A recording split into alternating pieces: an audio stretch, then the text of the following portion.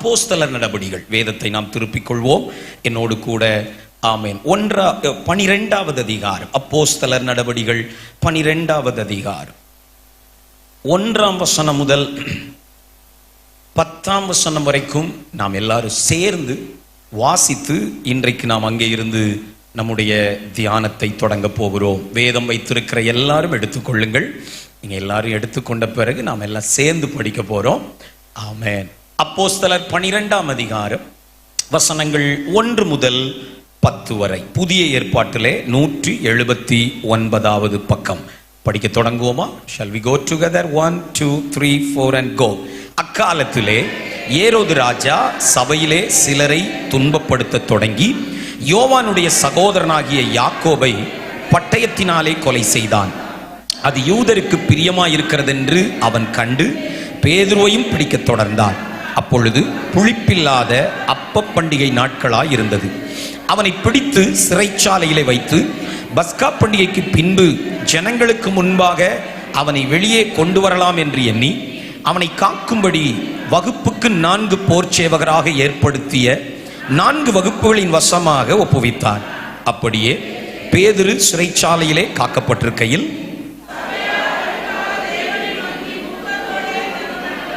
ஏரோது அவனை வெளியே கொண்டு வரும்படி குறித்திருந்த நாளுக்கு முந்தின நாள் ராத்திரியிலே பேதுரு 2 சங்கிலிகளினாலே கட்டப்பட்டு 2 சேவகர் நடுவே நித்திரை பண்ணி கொண்டிருந்தான்.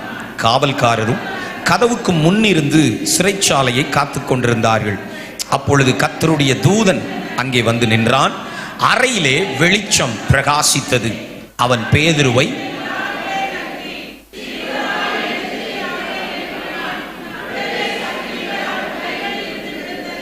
தூதன் அவனை நோக்கி, உன் அறையை கட்டி உன் பாதரட்சைகளை தொடுத்துக்கொள் என்றான். அவன் அந்தப்படியே செய்தான். தூதன் பின்னும் அவனை நோக்கி, உன் வஸ்திரத்தை போர்த்து கொண்டு என் பின்னே வா என்றான். அந்தப்படியே அவன் புறப்பட்டு அவனுக்கு பின் சென்று தூதனால் செய்யப்பட்டது மெய் என்று அறியாமல் தான் ஒரு தரிசனம் காண்கிறதாக நினைத்தான். அவர்கள் 1ஆம் காவலையும் 2ஆம் காவலையும் கடந்து நகரத்துக்கு போகிற இருப்பு கதவண்டையிலே வந்தபோது அது தானாய் அவர்களுக்கு திறவுண்டது. அதன் வழியாய் அவர்கள் புறப்பட்டு ஒரு வீதி நெடுக நடந்து போனார்கள். ஆமென். நாம் ஜெபிப்போமா? எங்கள் அன்பு தகப்பனே, வார்த்தைகளின் ஆண்டவர் நீர், சகலத்தையும் வார்த்தையால் சிருஷ்டித்து இன்று வரைக்கும் இப்பிரபஞ்சத்தை வார்த்தையாலேயே நீர் தாங்கி வருகிறீரப்பா. அதே வார்த்தையினாலே தான் எங்களையும் ஜெனிப்பித்து வசனத்தினாலேயே எங்களை வளர்த்து வசனத்தினாலேயே எங்களை வாழ வைக்கிற எங்கள் நல்ல தகப்பனுக்கு நாங்கள் நன்றி சொல்லுகிறோம். இந்த மாலை வேளையிலையும் ஆண்டவரே, ஒரு உற்சாகப்படுத்துகிற ஒரு மோட்டிவேஷனல் ஸ்பீச்சுக்காக அல்ல, தேவ சத்தம் கேட்க நாங்கள் கூடி வந்திருக்கிறோம். வானம் திறக்கப்படுவதாக. உம்முடைய மக்களோடு நீர் பேச வேண்டும் என்றிருக்கிற வார்த்தைகளை அடியனுடைய நாவிலே ஆவியானவர் வைக்க நான் ஜெபிக்கிறேன்.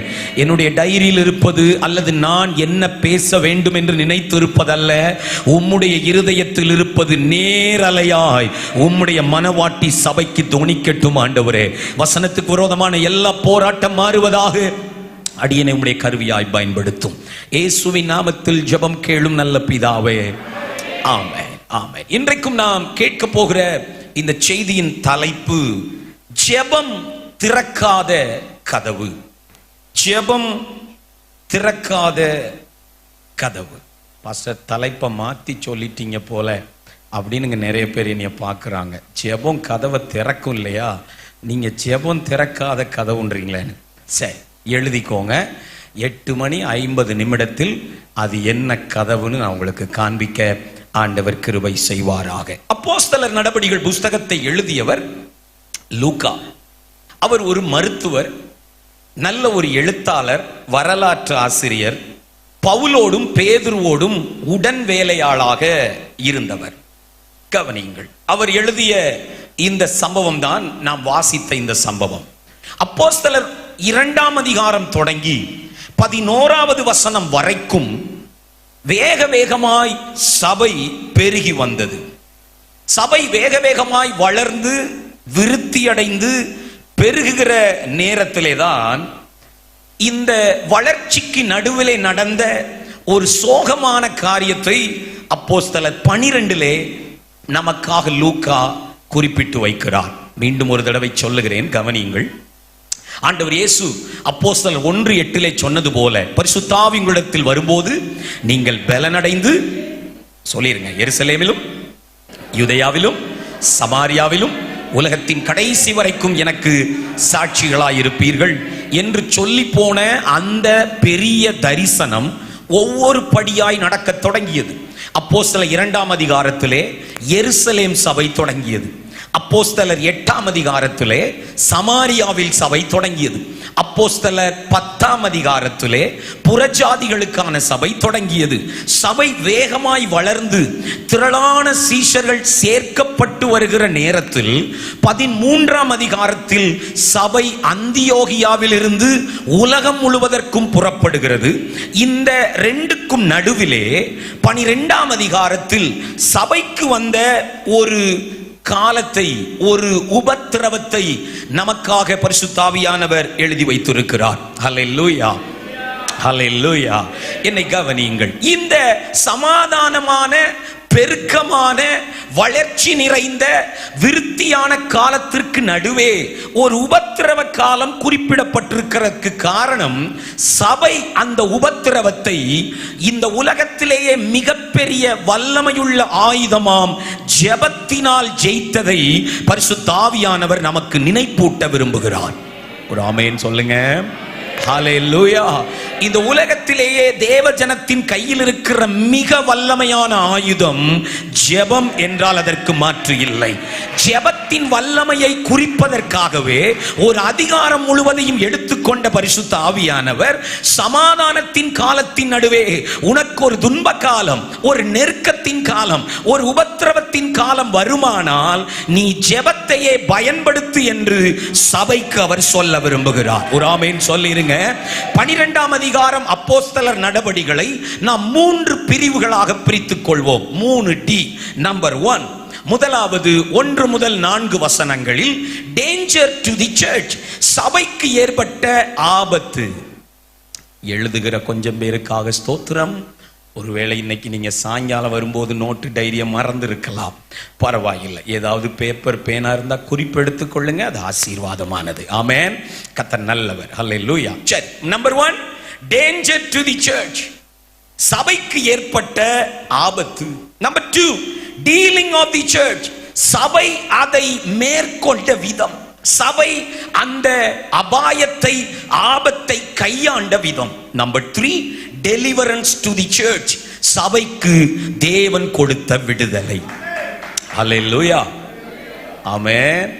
இன்னொரு தடவை சொல்லுவோமா? என் கூட சேர்ந்து சொல்லுங்க, தமிழ்லயே சொல்லுவோம். சபைக்கு ஏற்பட்ட ஆபத்து, சபை அதை கையாண்ட விதம் அல்லது எதிர்கொண்ட விதம். நம்பர் 3, சபைக்கு தேவன் தந்த விடுதலை. ஒரு ஆபத்து, கையாண்ட விதம், தேவன் கொடுத்த விடுதலை. கர்த்தர் நமக்கு இந்த வார்த்தைகளினால் தீர்க்க தரிசன செய்திகளை தருவாராக. 1 முதல் 4 வசனங்கள். நம்பர் 1 நாம் படிக்கலாம். 1ஆம் வசனம், அக்காலத்திலே, எந்த காலத்திலே?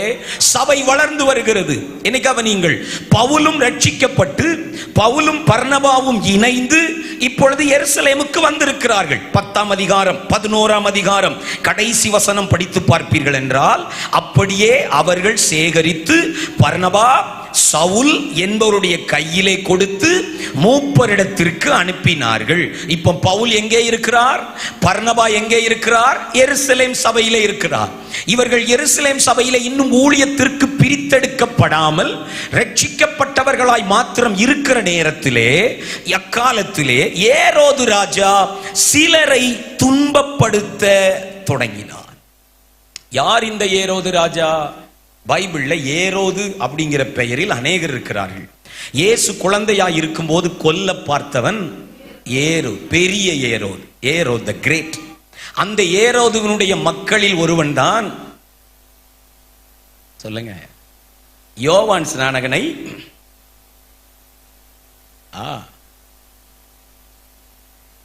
அந்த ஏரோதுவினுடைய மகன் தான் இந்த ஏரோது. இயேசு கிறிஸ்து குழந்தையா இருக்கும்போது கொல்ல பார்த்த ஏரோதுவின் பேரன் இப்பொழுது உபத்திரவத்தை சபைக்குள்ளே கொண்டு வருகிறான். சில நேரத்திலே கவனியுங்கள், ஆட்கள் தான் மாற்றமாயிருக்கும், ஆவிகள் ஒன்றாகத்தான் இருக்கும். அல்லேலூயா. ஆமா, ஒரே மாதிரியான விஷயத்தை வேற வேற ஆட்களை கொண்டு செய்வதிலே சத்துரு கைதேர்ந்தவன். இருக்கட்டும், சிலரை துன்பப்படுத்த தொடங்கி, இந்த தொடங்கி என்று எழுதியிருக்கு பாருங்க. துன்பப்படுத்த தொடங்கிய போது சபைக்குள் ஒரு மெத்தனம், சிலர் தானே, கொஞ்சம் பேர் தானே என்று இருந்த அந்த மெத்தன போக்கு நிலைமையை மோசமாக்கி விட்டது. 2ஆம் வசனத்தை கவனியுங்கள். யோவானுடைய சகோதரனாகிய யாக்கோபை பட்டயத்தால் கொலை செய்தான். என்னை கவனிங்கள் தேவ பிள்ளைகளே. ஆமென். யாக்கோபு யார்? இயேசு கிறிஸ்துவின் சீடர்களில் மிக முக்கியமானவர். பேதுருவுக்கு அடுத்த நிலையில் இருந்தவர், இயேசு கிறிஸ்துவினுடைய உள்வட்டத்திலே இருந்தவர், சபைக்கு தூணாய் இருந்தவர், சபைக்கு தலைவராய் எழும்ப வேண்டியவர், பெரிய தரிசனத்தோடு அழைக்கப்பட்டவர், இயேசு கிறிஸ்துவால் இடிமுழக்கத்தின் மக்கள் என்று அழைக்கப்பட்டவர்களில் ஒருவர். அல்லேலூயா. இயேசு கிறிஸ்துவுக்காக ஜீவனையும் தருவோம் என்று வாக்கு கொடுத்தவர்கள். இந்த யாக்கோபுடைய தாய் தான் செபதேயுவின் மனைவி. ஆண்டவரே, நீ ராஜ்யத்தில் வரும்போது என் 2 பிள்ளைகளும் உமக்கு வலது பக்கத்தில் ஒருவன் இடது பக்கத்தில் ஒருவன் இருக்கட்டும் என்று வைராக்கியமாய் கிறிஸ்துவுக்காகவே தங்களை அர்ப்பணித்த இந்த யாக்கோபை அவன் பட்டயத்தால் கொலை செய்தான். நான் முதலில் சொல்வதெல்லாம் இந்த செய்திக்கான அஸ்திவாரம் தான். கவனித்துக் கொண்டே வாருங்கள். என்னை கவனியுங்கள். கர்த்தருக்கு மகிமை உண்டாவதாக. பெரிய வெற்றிகளை சபை பெற்றிருந்தாலும், பெரிய பெருக்கத்தை சபை பெற்றிருந்தாலும், விருத்தியின் மேல் விருத்தி உண்டாகி இருந்தாலும், தொடக்கத்தில் இருந்தே திருச்சபை உபத்திரவங்களினாலே தான் வளர்ந்து வருகிறது. ஒரு ஆமென் சொல்லிருங்க பார்க்கலாம். சகோதரா, பாடுகள் கிறிஸ்தவனுக்கு அடையாள அட்டை போன்றது. உபத்திரவங்கள் கிறிஸ்தவனுக்கு ஐடென்டி கார்டு மாதிரி. அது இல்லைன்னா தான் ஆச்சரியப்படணும், அது இருக்குன்னா ஆச்சரியப்படக்கூடாது. அதுதான் நம்மளை வளர்க்கிற உரம் போன்றது. ஒரு ஆமென் சொல்லுங்களே. நம்மை கிறிஸ்துவை போல மாற்றுவது எது? பாடுகள். நம்மை பரிசுத்தப்படுத்துவது எது? பாடுகள். சபை உபத்திரவத்தினால் ஆச்சரியப்படவில்லை, சபை உபத்திரவத்தினாலேயே வளர்ச்சியை சந்தித்திருக்கிறது. ஒரு அல்லேலூயா சொல்லிருங்க. ஹல்லேலூயா. என்னை கவனியுங்கள். பேதுரு இந்த விஷயத்தை 2ஆம் வசனத்தில் ஒரே வரியிலே லூக்கா எழுதிவிட்டாலும் அங்கே இருந்த வேதனையை நாம் உணர முடியும். 2வது வசனத்தில் ஒரே வரியில லூக்கா எழுதி இருக்கிறார், கொலை செய்தான். ஆனா கொஞ்சம் யோசிச்சு பாருங்க, சபை வளர்ந்து வரும்போது முக்கியமான தலைவரில் ஒருவனை அவன் கொலை செய்வது என்பது சபைக்கு மிகுந்த துன்பம். ஓகே, இப்போ இதை சபை பொறுத்து கொண்டிருந்தால் அடுத்து அவன் செய்ததுதான் நாம் தியானிக்க போகிற 3ஆம் வசனம். அது யூதருக்கு பிரியமாயிருக்கிறது என்று அவன் கண்டு பேதுருவையும் பிடிக்க தொடர்ந்தான். He followed Peter. Listen. பேதுருவையும் பிடிக்க தொடர்ந்தான். காரணம், பேதுரு பிரசங்கித்ததல்ல, பேதுரு ஏரோதுவுக்கு எதிராய் பிரசங்கித்ததல்ல, பேதுரு ஏரோதுவுக்கு எதிராய் கலகம் செய்ததல்ல, பேதுருவினுடைய ஊழியம் அல்ல அவர் கைது செய்யப்பட்டதற்கு காரணம். இது பாலிடிக்ஸ். அரசியல் ரீதியாய் தனக்கு மக்களின் ஆதரவு வேண்டும், யூதர்கள் தன்னை எதிர்த்து நிற்கிறார்கள், இப்படி பேதுருவையும் பிடித்தாலாகிலும் தனக்கு சாதகமாய் மாறுவார்கள் என்பதால் அவன் பேதுருவையும் பிடிக்க தொடர்ந்தான். ஆமென். ஹல்லேலூயா. என்னை கவனி. இதுவரைக்கும் பொறுத்து கொண்டிருந்த திருச்சபை, யாக்கோபை கொலை செய்த போது பொறுத்து கொண்ட திருச்சபை, ஸ்தேவானை இழந்த போது பொறுத்து கொண்ட திருச்சபை, உபத்திரவங்களை சந்தித்த போதெல்லாம் பொறுத்து கொண்டிருந்த திருச்சபை பேதுருவை பிடிக்க தொடர்ந்த போது விழித்துக் கொண்டது. ஒரு ஆமென். இன்றைக்கும் பரிசுத்த ஆவியானவர் சிலரை தட்டி எழுப்புவாராக. என்னை கவனியுங்கள். ஆண்டவர் நம்மோடு பேசட்டும். ஏற்கனவே சபை இயேசுவை இழந்திருக்கிறது. நான் இழந்திருக்கிறது என்று சொல்வது, இயேசு கிறிஸ்து திருச்சபையை தொடங்கி இப்பொழுது அதை பேதுருவின் கையிலே விட்டு போயிருக்கிறார். ஹல்லேலூயா. இயேசு கிறிஸ்து போன போது தாயில்லா பிள்ளை போல் நின்ற சபைக்கு ஹல்லேலூயா இனி யார் நம்மை போதிப்பார், இனி யார் நம்மை வழிநடத்துவார் என்று சொன்னபோது பரிசுத்த ஆவியானவர் இறங்கின அந்த நாளிலே பேதுரு எழுந்து நின்று தாயில்லா பிள்ளைக்கு ஜீவன் கொடுத்தது போல முதல் பிரசங்கத்தை செய்தான். ஹல்லேலூயா. ஆமென். அவர்தான் முதல் பிரசங்கம் செய்து பாலூட்டி சபையை வளர்க்க தொடங்கினவர். ஆமென். கர்த்தருக்கு ஸ்தோத்திரம். ஆனால் இப்பொழுது யார் மீதே சத்துருவின் கவனம்? இயேசு இல்லாத போது திருச்சபைக்காக எழுந்து நின்ற பேதுருவின் மீதே இப்பொழுது சத்துருவினுடைய கவனம் வந்திருக்கிறது. இந்த இடத்தை நான் வாசிக்கிற போது இப்படி யோசிக்கிறேன், ஆண்டவரே, உபத்திரவப்படுத்த தொடங்கினான், ஒருவனை கொலை செய்தான், மீண்டும் பேதுருவை தொடுகிறானே, என்ன காரணம்? என்னை கவனியுங்கள் சபையே. ஆமென். கர்த்தர் சில நேரத்தில் நம்முடைய வாழ்க்கையிலே மீண்டும் மீண்டும் வழக்கமாய் தொடர்ச்சியாய் சில உபத்திரவங்கள் பாடுகளை அனுமதிப்பதற்கு 2 காரணங்கள் இருக்கலாம், குறித்துக் கொள்ளுங்கள். முதல் காரணம், சில வேளைகளிலே நம்முடைய சுய நம்பிக்கையை உடைக்க கர்த்தர் இதுபோல ஏரோதுக்களை அனுமதிக்கலாம். என்ன நம்பிக்கை? சுய நம்பிக்கை. சத்தமா சொல்லுங்க, என்ன நம்பிக்கை? ஏன்னா இப்போ வளர்ந்துட்டோம், இப்போ ஆள் பெருகிட்டு, காணிக்க பெருகிட்டு, ஆஸ்தி பெருகிட்டு, வல்லமை பெருகிட்டு, நம்மளை யாரும் அசைக்க முடியாதுங்கிற சுய நம்பிக்கை சபைக்கு வந்தபோது அந்த சுய நம்பிக்கையை உடைத்து, நீ அல்ல நானே உன் அடைக்கலம், நீ அல்ல உன் பணம் அல்ல, உன் படிப்பல்ல, உன் அறிவல்ல, உன் தாளந்து அல்ல, ஆள்பலம் அல்ல, நானே உன் கோட்டை, நானே உன் நம்பிக்கை என்பதை சபைக்கு உணர்த்த கர்த்தர் சில நேரங்களில் பாடுகளை அனுமதிக்கிறார். ஆமென். ஹல்லேலூயா. நம்பர் 2, இரண்டாவது, சில நேரங்களில் மீண்டும் மீண்டும் தேவன் பாடுகளை அனுமதிக்க 2வது காரணம், சௌகரியமான வாழ்க்கைகளை உடைக்க தேவன் சில நேரங்களில் இவைகளை அனுமதிக்கிறார். எதற்கு? சௌகரியமான வாழ்க்கை, கம்ஃபர்ட் லைஃப். ஹல்லேலூயா. இனி எனக்கு பிரச்சனையே வராது, கர்த்தர் என் ஜெபங்களை கேட்டுட்டார், அதனால நான் இப்படியே சுகமாய் வாழ போகிறேன், சொகுசாய் வாழ போகிறேன், வாழ்க்கையை அனுபவிக்க போகிறேன்னு ஒரு சின்ன வட்டத்தில் கம்ஃபர்ட்டா உட்காரும் போது அந்த சௌகரிய வாழ்க்கையை உடைத்து, இல்லை, இன்னும் உனக்கு ஒரு ஓட்டம் இருக்கிறது, இன்னும் உனக்கு ஒரு தரிசனம் இருக்கிறது, அடுத்து நீ போக வேண்டிய எல்லை இருக்கிறது என்பதை காண்பிக்க தேவன் சில நேரங்களிலே சில பாடுகளை அனுமதிக்கிறார். புரிஞ்சவங்க மட்டும் ஒரு ஆமென் சொல்லுங்க. ஹல்லேலூயா. கவனிங்கள் தேவ பிள்ளைகளே, சபை இப்பொழுதுதான் அழுது முடித்திருந்தது. யாக்கோபுக்காக அழுத கண்ணீர் வற்றும் முன்பே, யாக்கோபுக்காக அழுத அந்த அழுகை நிறுத்தப்படும் முன்பே மீண்டும் ஒரு அழுகைக்கான ஆயத்தத்தை சத்துரு கொண்டு வருகிறான். ஆமென். ஒருவேளை ஏரோது நினைத்தபடி பேதுருவையும் கொலை செய்திருந்தால் சபை ஒரு மிகப்பெரிய தலைவனையே இழந்திருக்க கூடும். ஆனால் அப்படி நடக்கவில்லை. என்னை கவனியுங்கள், சில நேரத்தில் நம்ம வாழ்க்கையிலையும் ஒன்று முடியும் போது அதைவிட மோசமான ஒன்று தொடங்கிவிடலாம். பரிசுத்த ஆவியானவரே, உம்முடைய வார்த்தைகளை தருவீராக. ஒன்று இப்போதான் ஜெபிச்சு முடிச்சேன் பாஸ்டர், இப்போதான் போராடி ஒரு பிரச்சனையை முடிச்சு கொஞ்சம் பெருமூச்சு விட்டு அமர்வதற்கு முன்பு அடுத்து அதைவிட ஒஸ்டான மோசமான ஒன்று தொடங்கிட்டு என்பது போல நீங்கள் நினைப்பீர்கள் என்றால், நான் உங்களுக்கு பரிசுத்த ஆவியானவரை முன்னிட்டு ஒரு வார்த்தை சொல்லட்டும். கர்த்தர் ராஜரீகம் பண்ணுகிறார் என்பதை மாத்திரம் நீங்கள் மறந்து போகாதிருங்கள். நிலைமைகள் மோசமாகலாம், தேவனோ இன்னும் ஆளுகை செய்கிறார். கையை தட்டி ஒரு ஆமென் சொல்லுங்க பார்க்கலாம். ஹல்லேலூயா. இந்த கதையை எழுதுகிறவர் கர்த்தர். என் அன்பு தேவ பிள்ளைகளே, நிலைமை மோசமாகிற போது சத்துரு சொல்லுவான், இனி உன்னை தப்புவிக்க ஒருவரும் வரப்போவதில்லை. ஆனால் ஒன்றை சத்துருவுக்கு சொல்லுங்கள், என் சரித்திரத்தை எழுதுகிறவர் கர்த்தர். இன்றைக்கு நிலைமை மோசமாய் இருக்கலாம், ஆனா என்னுடைய வாழ்க்கையின் அடுத்த பக்கத்தை அவர் மகிமையாய் எழுத போகிறார், அவர் ஜெயமாய் எழுத போகிறார். யாருக்கு இந்த வார்த்தை கைத்தட்டி சோத்திரம் பண்ணி பெற்றுக்கொள்ளுங்க. ஆமென். உங்க வாழ்க்கையின் இந்த பக்கம் worst and worst. ஆமென். மோசத்திலிருந்து மோசம், பலவீனம் இன்னும் மோசம், பண பிரச்சனை இன்னும் மோசம், பிள்ளைகளின் பிரச்சனை இன்னும் மோசம் என்று எழுதப்பட்டிருக்கலாம். ஆனால் அடுத்து ஒரு பக்கம் இருக்கிறது, அந்த பக்கம் ஜெயமாயிருக்கும், அந்த பக்கம் மகிமையாயிருக்கும். என் கர்த்தர் அடுத்த சாப்டரை வெற்றியாய் எழுதுவாராக. ஒரு ஆமென் சத்தமா ஒரு ஆமென். ஹல்லேலூயா.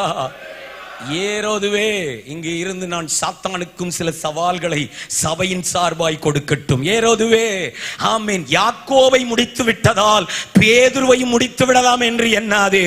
பேதுருவை முடித்து விட்டால் சபையே முடிந்துவிடும் என்று எண்ணாதே. இயேசு இருக்கும் வரை சபை இங்கே இருக்கும். ஆமென் சொல்லுங்க. எத்தனை பேர் என்னோட சேர்ந்தார் ஆமென் சொல்றீங்க? பிசாசு காது கேட்க ஒரு ஆமென் சத்தமா சொல்லுங்க. இயேசு ஜீவிக்கும் வரை சபை ஜீவிக்கும். அல்லேலூயா, அல்லேலூயா.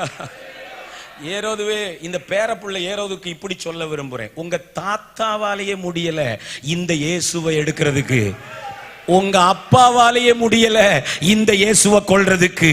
நீ இல்ல, வம்சம் வம்சமா கிளம்பி வந்தாலும் எந்த பேரரசாலும் இந்த இயேசுவையும் அவருடைய சபையையும் அசைக்க முடியாது. ஒரு ஆமே, ஒரு அல்லேலூயா. கல்லறையாலேயே பூட்டி வைக்க முடியல, ரோமர்களாலேயே சங்கிலி போட்டு அடைக்க முடியல. இந்த ஏரோதுவா எதையாயிலும் செய்துவிட போகிறான்.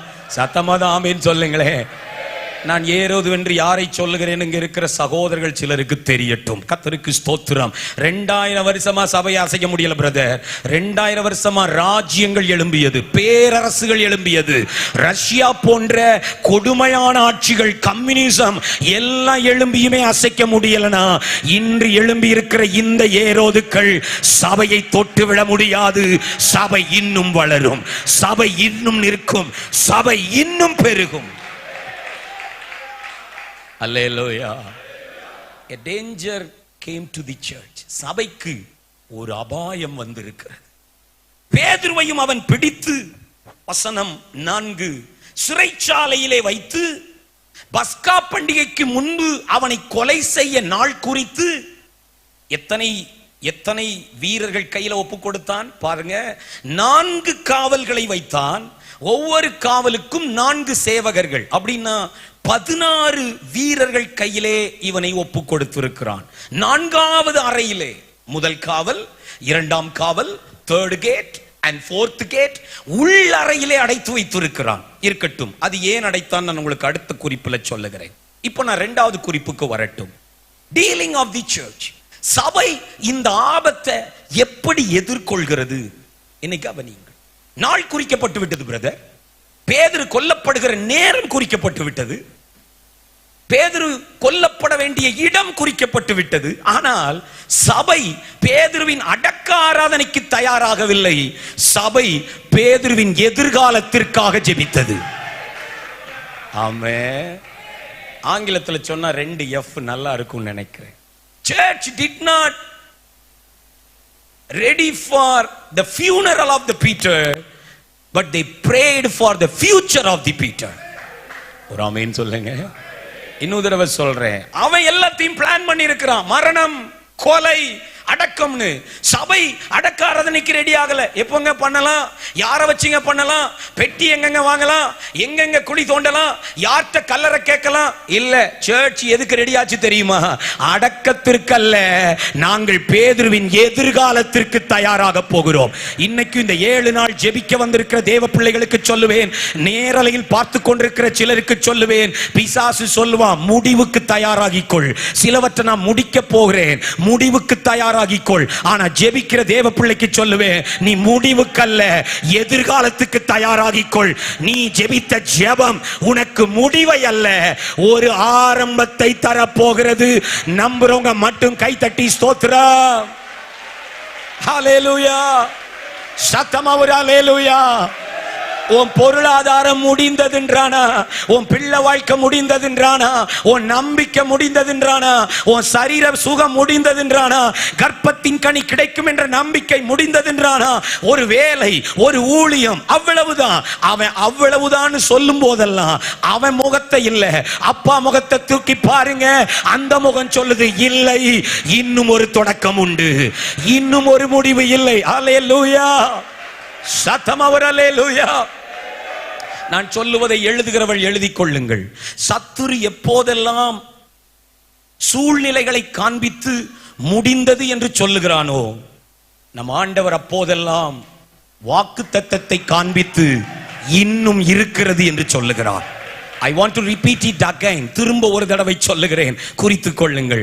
சத்துரு எப்போதெல்லாம் சூழ்நிலைகளை காண்பித்து முடிந்தது என்று உங்களுக்கு சொல்லுகிறானோ, அப்போதெல்லாம் நம்முடைய ஆண்டவர் தம்முடைய வசனங்களை காண்பித்து முடியவில்லை, இன்னும் தொடருகிறது என்று சொல்லுகிறார். ஆமென். சத்தமா ஒரு ஆமென். டாக்டர் முடிஞ்சதுன்னு சொன்னதுனால எல்லாம் முடியல சகோதரி. வக்கீல் முடிஞ்சதுன்னு சொன்னதுனால அந்த வழக்கு இன்னும் முடியல சகோதரா. உடன் இருப்பவர்கள் எல்லாம் அவ்வளவுதான், எனக்கு தெரியல, இனிமேலாம் இது வளருமா தெரியல, இது வருமா தெரியல, இது உருப்படுமா தெரியல, இது கிடைக்குமா தெரியல, நீங்க இதை முடிப்பீங்களா தெரியல.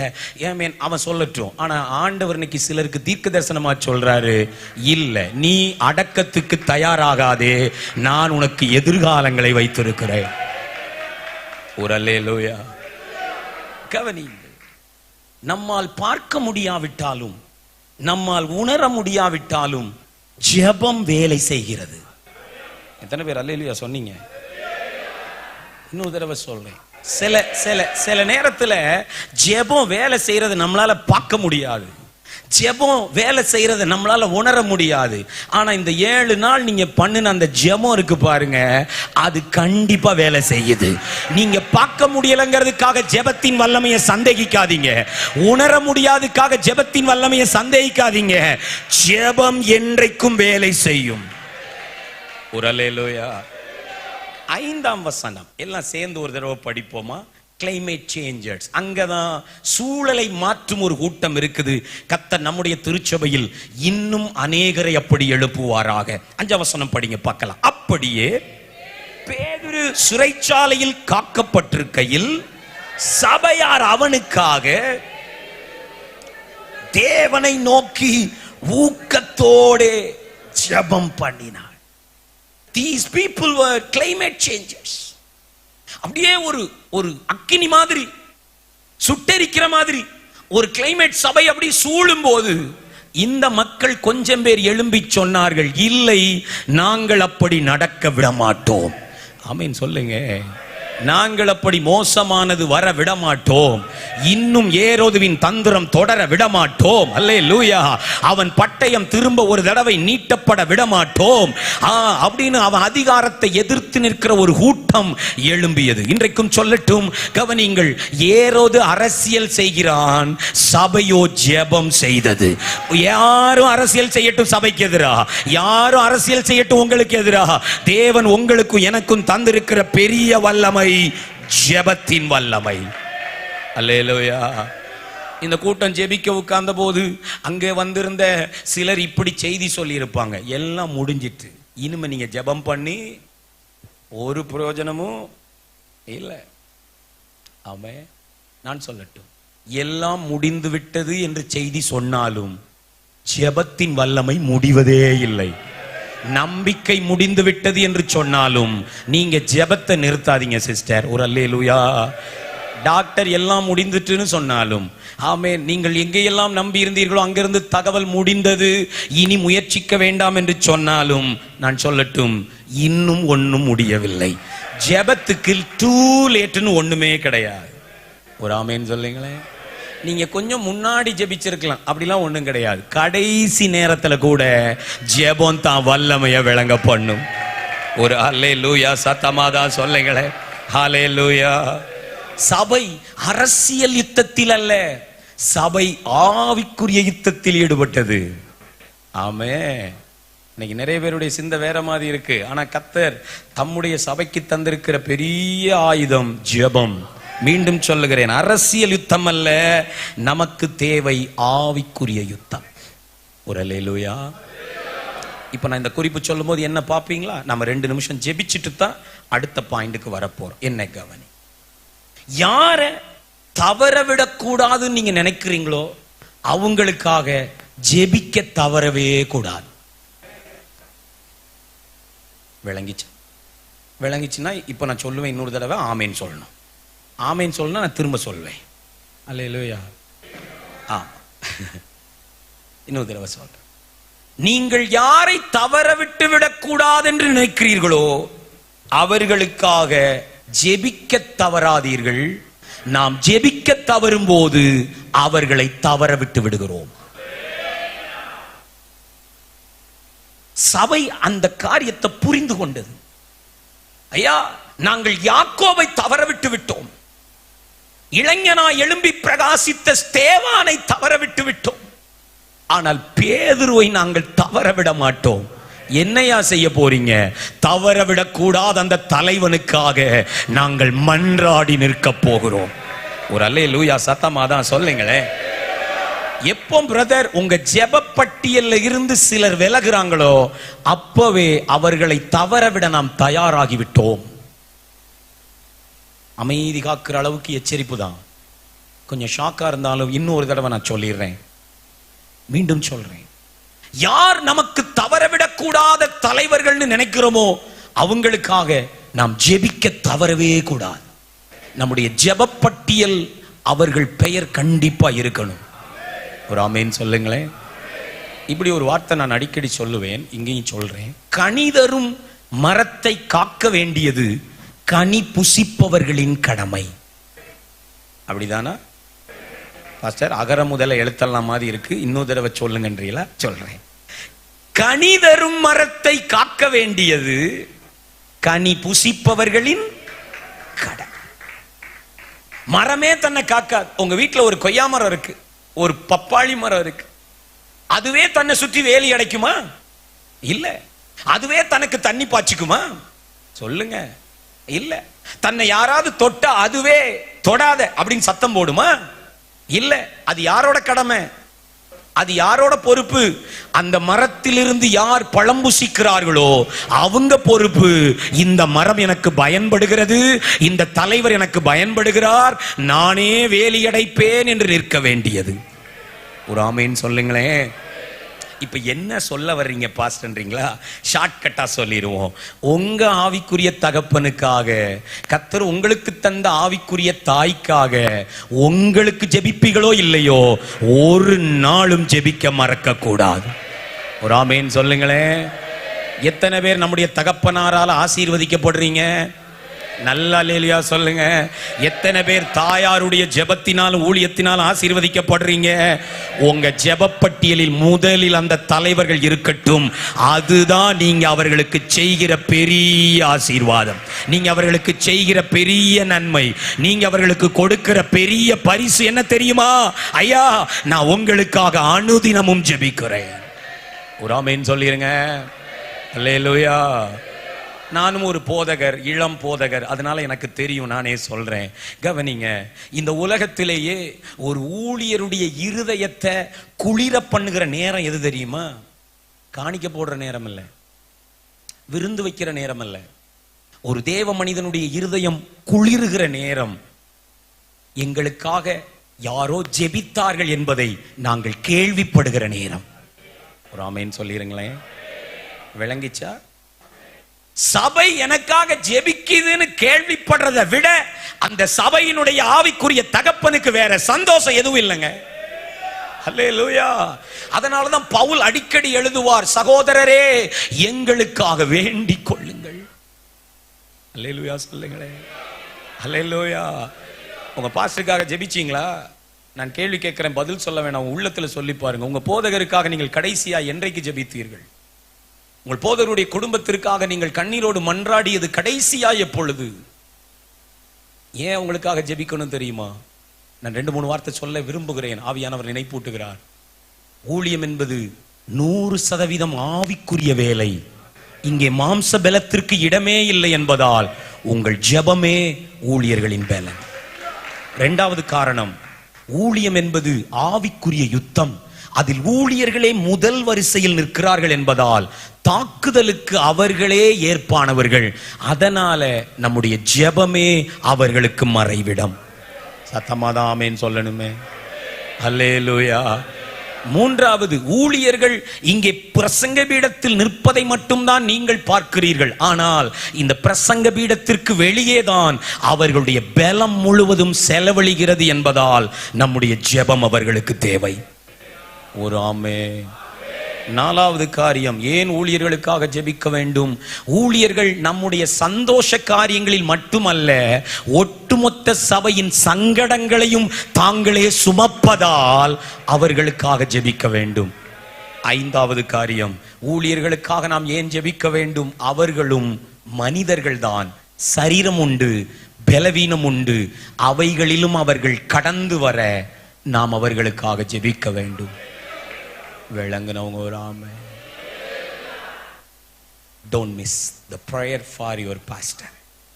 உங்கள் ஆவிக்குரிய தகப்பனுக்காக, தாய்க்காக ஒரு நாள் கூட ஜெபிக்க தவறாதீர்கள். கண்ணை மூடி வலது கையை உயர்த்துங்க. 30 வினாடி டைம் தர்றேன். நான் மைக்ல ஜெபிக்க மாட்டேன். 30 seconds ஆஃப் டைம் ஜெபம் பண்ணிருங்க பார்க்கலாம். ஆண்டவரே, பலன் தரணுமே, வேலி அடைக்கணுமே, எங்களுக்காக வெளிப்பாடுகளை தரணுமே, கேளுங்க. இன்னும் இன்னும் இன்னும் வல்லமைகளை தரணுமே. நீங்க பாஸ்டருக்காக ஜெபிக்கிறதெல்லாம் ஒரு வழியில உங்களுக்காக ஜெபிக்கிறது தான். அவருக்கு வர்றதெல்லாம் உங்களுக்கு தானே. அவருக்கு கிடைக்கிற வெளிப்பாடெல்லாம் உங்களுடையது. அவருக்கு கிடைக்கிற வல்லமை எல்லாம் உங்களுடையது. அவருடைய ஆரோக்கியம் எல்லாம் உங்களுடையது. ஹல்லேலூயா. ஜெபம் பண்ணுங்க. இன்னும் 20 seconds. குட்டி பிள்ளைங்க எல்லாம் ஜெபிக்கிறாங்க. தேங்க்யூமா. நல்ல கண்ணை மூடி இன்னும் ஜெபிங்க பார்க்கலாம். ஆமென். இந்த ஜெபம் இன்னைக்கு நைட்ல ஒரு புது பலத்தை தகப்பனுக்கும் தாய்க்கும் தரட்டப்பா. நாங்க தவற விடக்கூடாத தலைவர்களப்பா. ஆமென். அதனால நாங்க இன்னைக்கு ஜெபத்துல வைக்கிறோம் ஆண்டவரேன்னு சொல்லுங்க. இன்னும் 10 செகண்ட். சாகபா அதலா பருதலா திகபா துரபா லிதரா தியலா திரபா லிதரா தியானா ரிபலா பரபா. பிதாவே, நாங்கள் வேண்டிக் கொள்ளுகிறோம். இந்த ஜெபம் உமக்கு எத்தனை பிரியமாய் இருந்தது. நன்றியப்பா. எங்களுக்கு கனி தரும் இந்த விருட்சங்களை வேலி அடைக்க வேண்டியது எங்க கடமை இல்லையா? இன்னைக்கு ஜெபத்தால வேலி அடைக்கிறோம். ஏமேன். எங்க மன்றாட்டால வேலி அடைக்கிறோம். எங்க கண்ணீரால வேலி அடைக்கிறோம். இன்னும் நீண்ட காலம் கனி தருவார்களாக. எங்களுக்கு மாத்திரமல்ல, எங்கள் அடுத்த தலைமுறைக்கும், 3ஆம் 4ஆம் தலைமுறைக்கும் எங்க தகப்பனையும் தாயும் கனி தருபவர்களாய் வைப்பீராக. இயேசுவின் நாமத்தில் ஜெபம் கேளும் பிதாவே. ஆமென். இன்னைக்கு ஒரு நாள் இல்லை, எல்லா நாளும் உங்க பிள்ளைகளுக்காக ஜெபிக்கிறதுக்கு முன்னாடி, உங்க குடும்பத்துக்காக ஜெபிக்கிறதுக்கு முன்னாடி தவற விடக்கூடாத இந்த தலைவர்களுக்காக ஜெபிக்கணும். ஆமென் சொன்னீங்களா? கர்த்தர் நல்லவர்.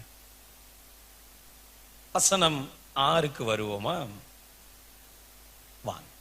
இப்போ ஒரு பக்கம் ஜெபம் நடக்கு, இரவும் பகலும் ஜெபம், ஊக்கமான ஜெபம், உறக்கமற்ற ஜெபம். ஆனா மறுபக்கம் தூக்கம் நடக்கு. 6ஆம் வசனத்தை படிங்க. ஏரோது அவனை வெளியே கொண்டு வரும்படி, நீங்க வெளியே நொன்னே ஜாமீன் அல்லது ரிலீஸ் நினைக்க வேண்டாம். இது பெயில் கிடையாது. வெளியே கொண்டு வரணும்னா கொலை செய்ய குறித்த நாள், குறித்திருந்த நாளுக்கு முந்தின நாள் ராத்திரியிலே படிச்சிருங்க. பேதுரு 2 சங்கிலிகளால் கட்டப்பட்டு 2 சேவகர் நடுவே, ஏற்கனவே 16 பேர் காவல் இருக்கான். ஒரு வாசலுக்கு 4 பேர். இப்ப உள்ள எத்தனை பேர் கட்டி வச்சிருக்கான்?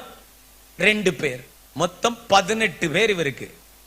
ஆனா இந்த 2 பேருக்கு நடுவே என்ன செய்தாராம்? நல்லா சொல்லுங்க ஐயா. ஜெபத்துல இருந்தவங்களுக்கு சிறையில என்ன நடக்குன்னு தெரியாது. சிறையில இருந்தவனுக்கு ஜெபத்துல என்ன நடக்குன்னு தெரியாது. இன்னைக்கும் சொல்றேன், நீங்க யாருக்காக எதற்காக ஜெபிச்சீங்களோ அந்த நபருக்கு இந்த 7 நாளும் என்ன நடந்ததுன்னு தெரியாது.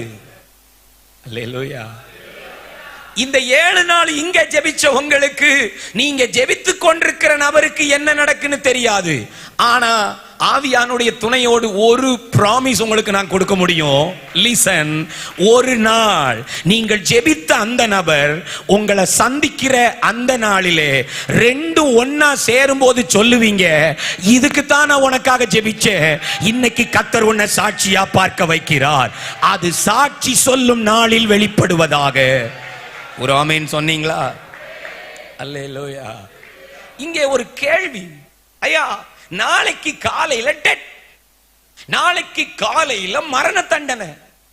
முந்தின நாள் நைட்டுல 18 வீரர்களுக்கு நடுவில் 2 சங்கிலிகளும் கெட்டி போட்டிருக்க, நல்ல தூக்கம். எப்படிங்க தூக்கம் வந்தது? கவனிங்க. இந்த தூக்கம் நமக்கு அசதியில வந்த தூக்கம் இல்ல. ஏன் தெரியுமா?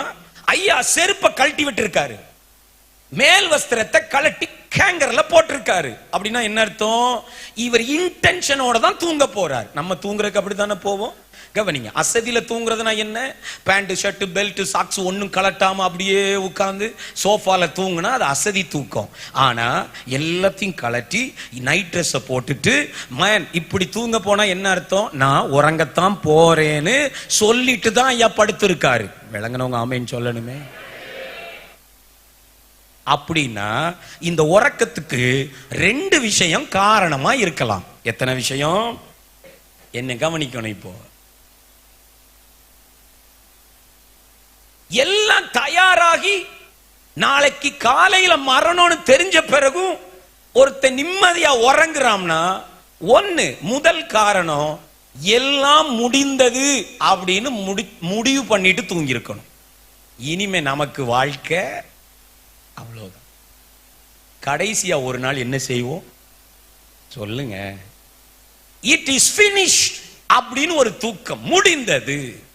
என் ஓட்டம், என் ஊழியம், என் முயற்சிகள், என் தரிசனம், என் அழைப்பு, என் அபிஷேகம், என் திட்டம் எல்லாம் முடிந்தது. அதனால இனிமே உறங்கலாம். கவனிங்க, பேதுரு இப்படி நினைத்திருக்கலாம். என்னை விட தைரியமாய் நின்ற யாக்கோபே பட்டயத்தினால் விழுந்திருக்க, யாக்கோபுக்கு நடந்ததுதான் எனக்கும் நடக்கும். பரிசுத்த ஆவியானவரே, வார்த்தை தர்றதுக்காக நன்றி. டைரியில் இல்லாத வார்த்தை தந்தா அது நேரலை வார்த்தைன்னு அர்த்தம். சிலர் இங்க உட்கார்ந்துட்டு இப்படி யோசிக்கலாம், எங்க அப்பாவுக்கு நடந்த மாதிரி தான் எனக்கும் நடக்குமோ? அவர் சந்திச்ச மாதிரியே சில பிரச்சனையை சந்திக்கிறனே. அதே ஏரோது, அதே ஜெயில், அதே பட்டயம், அதே மாதிரி வியாதி, அதே மாதிரி ஒரு ப்ராப்ளம். அதனால அவருக்கு தோல்வி வந்த மாதிரி, அவருக்கு வியாதி வந்த மாதிரி, அவருக்கு முடிவு வந்த மாதிரி எனக்கு வந்துருமோ? இங்கே யாராயிலும் அப்படி கேள்வியோடு இருந்தால், அப்படிப்பட்ட பேதுருக்களுக்கு இயேசுவின் நாமத்தில் நான் சொல்லட்டும், உங்கள் அழைப்பு வேறே, அவர்கள் அழைப்பு வேறே. நீ யாக்கோபு அல்ல பேதுருவே. அல்லேலூயா சொல்லுங்களேன். அவரே நிக்க முடியல, நான் நிப்பனா? நீ நிப்ப. அல்லேலூயா. நீ நானலா இருந்தவன் தான். ஆனா ஓ மேல தேவன் வச்ச தரிசனம் பாதியில் எடுத்துக்கொள்ளப்பட அல்ல, நீ தரிசனத்தை முடிக்கும் வரை நிற்பா என்பது கர்த்தருடைய வார்த்தை. ஒரு அல்லேலூயா சொல்லுங்களேன். அப்படி ஒருவேளை சரியான அதே வயதில் அதே சூழலில் சில பிரச்சனைகளுக்கு ஒழுங்கு வருமானால், இந்த பிரசங்க பீடத்திலிருந்து ஆண்டவர் எங்களுக்கு தந்த அதிகாரத்தை எடுத்துக்கொண்டு இப்பொழுது சொல்லுகிறேன், அந்த வட்டம், அந்த சைக்கிளிக் இயேசுவின் நாமத்தில் உடைவதாக. இப்படி சொல்லட்டும், உங்க தலைமுறையில் யாருக்கும் நடந்தது உங்களுக்கு நடக்காமல் இருக்கட்டும். உங்க தகப்பனுக்கு வந்த சில வியாதி, உங்க குடும்பத்திற்கு நடந்த சில பலவீனம், உங்க குடும்பத்தில் வந்த சில தோல்வி உங்களுக்கு வராமல் இருக்கட்டும். ஏன்? இயேசு உங்களை புது சிருஷ்டியாய் மாற்றி இருக்கிறார். நீங்க டிஎன்ஏவே மாற்றப்பட்டவர்கள். கையை தட்டி ஆர்ப்பரித்து பெற்றுக்கொள்ளுங்க. ஐயா, உங்க அழைப்பு வேற, உங்க அபிஷேகம் வேற, உங்க பிறப்பே வேற, உங்க டிஎன்ஏ வேற. உங்கள் முன்னோர்களுக்கு நடந்த எந்த தீமையும் சேதமும் உங்களுக்கு வரப்போவது இல்லை. ஆமென். சத்தமாவுராமே. அல்லேலூயா. உங்களை விட தீவிரமா இருந்த சிலர் விழுந்துட்டாங்கன்னு அவங்களோட கம்பேர் பண்ணாதீங்க. தேவன் உங்க மேல வச்ச திட்டம் வேற, அவங்க மேல வச்ச திட்டம் வேற. Don't compare yourself with Jacob. நீங்கள் யாக்கோபோடு, ஆமென், பேதுருவோடு, இல்லது உங்களுக்கு முன்னே போன ஒருவரோடு, பின்மாறி விட்ட ஒருவரோடு உங்களை நீங்க ஒப்பிட வேண்டாம். கர்த்தர் உங்களுக்கு தந்த தரிசனம் அது வேறே, அது வித்தியாசம், அது இன்னும் நிலை நிற்க போகிறது. சத்தமா ஒரு ஆமென். அல்லது பேதுரு இப்படி நினைத்திருக்க வேண்டும், ஐயோ நான் கட்டப்பட்டு போனேன். இயேசு கிறிஸ்து கடைசியாய் 3ஆம் தரம் பேதுருவுக்கு தரிசனமாகிற போது கெனசரேத்து கடல் அருகே மீன் பிடித்துக் கொண்டிருந்தான். ஆண்டவர் அவனை வலது பக்கத்தில் வலையை போடச் சொல்லி 154 பெரிய மீன்களை கொடுத்து அவனை கரைக்கு அழைத்து அவனுக்கு அப்பமும் சுட்ட மீனையும் கொடுத்துட்டு அவன்கிட்ட கேட்டார், பேதுருவே, இவர்கள் எல்லாரிலும் நீ என்னிடத்தில் அன்பா இருக்கிறாயா? கதை உங்களுக்கு தெரியும். கதையின் முடிவுக்கு வந்து விடுகிறேன். என்னை பின்பற்றி வா என்று முன்னே போகிறார். லிசன். இப்பொழுது 3 முறையும் ஆண்டவரே நான் உம்மை நேசிக்கிறேன் என்று சொன்னபோது ஆண்டவர் அவனுக்கு ஒரு தீர்க்க தரிசனத்தை சொன்னார். பேதுருவே, இன்றைக்கு நீ சுயாதீனம் உள்ளவனாய், சுதந்திரம் உள்ளவனாய், உனக்கு இஷ்டமான இடத்தில் எல்லாம் அலைந்து திரிகிறாய். ஒரு நாள் வரும், அப்பொழுது நீ கட்டப்படுவாய். அப்பொழுது உன் கைகளையும் கால்களையும் ஒருவன் கட்டி உனக்கு இஷ்டமில்லாத இடத்திற்கெல்லாம் உன்னை இழுத்துச் செல்வான். என்னை கவனியுங்கள். பேதுரு ஒருவேளை இப்பொழுது அவன் கைகளும் கால்களும் கட்டப்பட்டிருந்ததினால் இந்த சம்பவத்தை தனக்கு சொல்லப்பட்ட தீர்க்க தரிசனத்தோடு ஒருவேளை ஒப்பிட்டிருக்கலாம். இதுதான் அந்த கட்டு போல, இயேசு எனக்கு சொன்ன தீர்க்க தரிசனம் இதுதான் போல. ஆமே, எனக்கு சொன்னாரே, நீ கட்டப்படுவாய், உனக்கு இஷ்டமில்லாத இடத்திற்கு கொண்டு போகப்படுவாய். இவ்வளவு சீக்கிரம் நடந்து விட்டதா? அதனால அவன் முடிவுக்கு வந்திருப்பான். ப்ராஃபசி கம்ப்ளீட்டட், தீர்க்க தரிசனங்கள் நிறைவேறுகிறது, தூங்குவோம். அப்படி யாராகிலும் இங்கே இருந்தால் உங்களுக்கு சொல்லட்டும். ஆமே, சத்தமோராமே. பேதுருவே, இது அல்ல தேவன் உனக்கு சொன்ன தீர்க்க தரிசனம். இயேசு உனக்கு சொன்ன கட்டுகள் இந்த காலத்தில் நடக்க போகிறவைகள் அல்ல. ஏனென்றால் நீ இன்னும் செய்ய வேண்டிய வேலைகள் பாக்கி இருக்கிறது. இன்னும் நீ செய்ய வேண்டிய வேலைகள் இன்னும் மீதம் இருப்பதால் உன்னுடைய முடிவு இப்போது அல்ல. ஆண்டவரே, இந்த தீர்க்க தரிசனம் யாருக்கோ அவர்களுடைய ஜீவனையும் அவருடைய சரீரத்தையும் ஆவியும் கர்த்தர் புதுப்பிப்பீராக. அல்லேலூயா.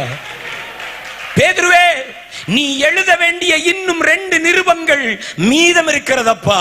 அவைகளை எழுதி முடிக்காமல் உன் ஜீவன் இந்த தேசத்தில் இருந்து போவதில்லை. ஆமென் சொல்லுங்க. ஹல்லேலூயா. பேதுருவே, நீ பெற்றுக்கொள்ள வேண்டிய வெளிப்பாடுகள் இன்னும் மீதம் இருக்கிறது. அந்த வெளிப்பாடுகள் உன் வழியாய் இந்த பூமிக்கு வராமல் உன்னுடைய முடிவு எழுதப்பட போவது இல்லை. பேதுருவே, நீ தட்டி எழுப்ப வேண்டிய மார்க்கு இன்னும் சின்ன பையனாவே இருக்கிறா. உன் மீது இருக்கிற அழைப்பும் அபிஷேகமும் மார்க்குவுக்கு கடத்தப்படாமல் உன் ஜீவன் எடுக்கப்பட போவது இல்லை. நல்லாதான் கையை தட்டி ஒரு ஆமேன் சொல்லுங்களே. ஹல்லேலூயா. அடுத்த தலைமுறை எழும்புவதை காணாமல் இங்க இருக்கிற சில முதிர் வயதான தாய் தகப்பனுக்கு சொல்லுவேன், அடுத்த தலைமுறை எழும்பி நிற்பதை காணாமல் உங்களுக்கு முடிவு இல்லை அம்மா. உங்களை கொண்டு கர்த்தர் அந்த தலைமுறையை எழுப்பி விட்டுதான் அவர் உங்கள் ஜீவனை எடுப்பாரை அல்லாமல் அதற்கு முன்பு நீங்கள் கட்டப்பட மாட்டீர்கள்.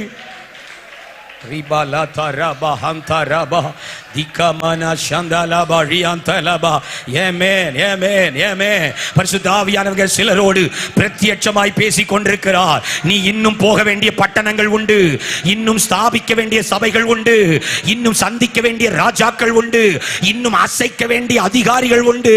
அவையெல்லாம் நடப்பதற்கு முன்பு உன் முடிவு வராது. இது உன் முடிவு அல்ல. கையை தட்டி சொல்லுங்க, இது உன் முடிவு அல்ல. இது உன் முடிவு அல்ல. இந்த வியாதியில் உன் முடிவு அல்ல. இந்த விபத்தில் உன் முடிவு அல்ல. இந்த சோதனையில் உன் முடிவு அல்ல. இந்த தோல்வியின் உன் முடிவு அல்ல. நீ போக வேண்டிய தூரம் உண்டு, எழுத வேண்டிய வெளிப்பாடு உண்டு, நாட்ட வேண்டிய சபை உண்டு, சந்திக்க வேண்டிய குடும்பங்கள் உண்டு, ரட்சிக்க வேண்டிய ஆத்துமாக்கள் உண்டு, பார்க்க வேண்டிய தலைமுறை உண்டு.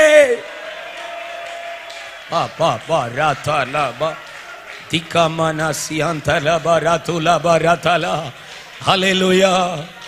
சத்தமா ஒரு ஹல்லேலூயா. 50 வயது 60 வயதை கடந்திருக்கிற தாய் தகப்பன்மாருக்கு சொல்லுவேன், முடிவை குறித்து பேசாதிருங்கள். ஆண்டவருக்கு தீர்க்க தரிசனமா சொல்றாரு, இது அல்ல உன் முடிவு. இன்னும் நீ காண வேண்டிய மேன்மைகள் உண்டு, இன்னும் நீ காண வேண்டிய ஒரு எழுப்புதல் உண்டு, நீ இன்னும் பார்க்க வேண்டிய குடும்பங்கள் உண்டு, இன்னும் நீ எழுப்ப வேண்டிய தலைமுறை உண்டு, எழுத வேண்டிய எழுத்துக்கள் உண்டு. அவை எல்லாம் மீதம் இருக்க ஏரோது உன் முடிவை எழுத முடியாது. ஹல்லேலூயா. சத்தமா ஹல்லேலூயா. ஆமென்.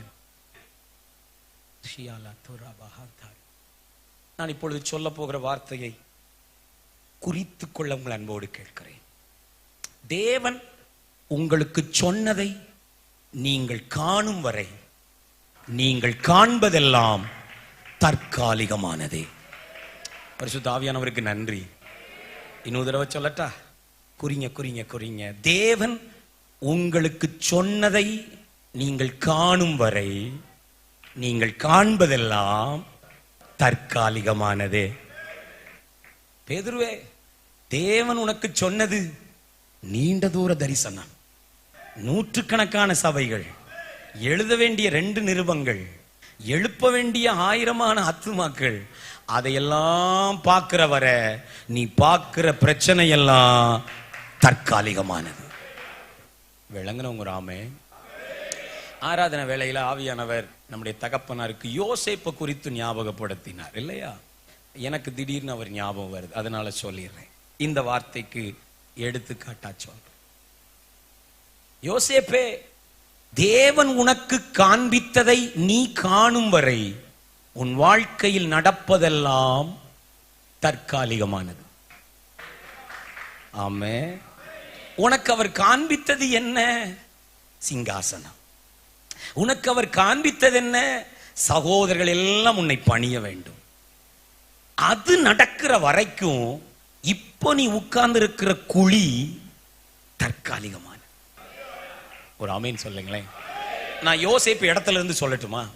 யோசேப்ப குழியில போட்டுட்டு அண்ணன்மாரெல்லாம் மேல சிரிச்சிட்டு இருக்காங்க. ரூபன் மட்டும்தான் எஸ்கேப், யூதா மட்டும்தான் எஸ்கேப். அத்தனை பேரும் முடிஞ்சுதுடா. உன் சொப்பனம் எப்படி நடக்குன்னு பார்க்கலாம்.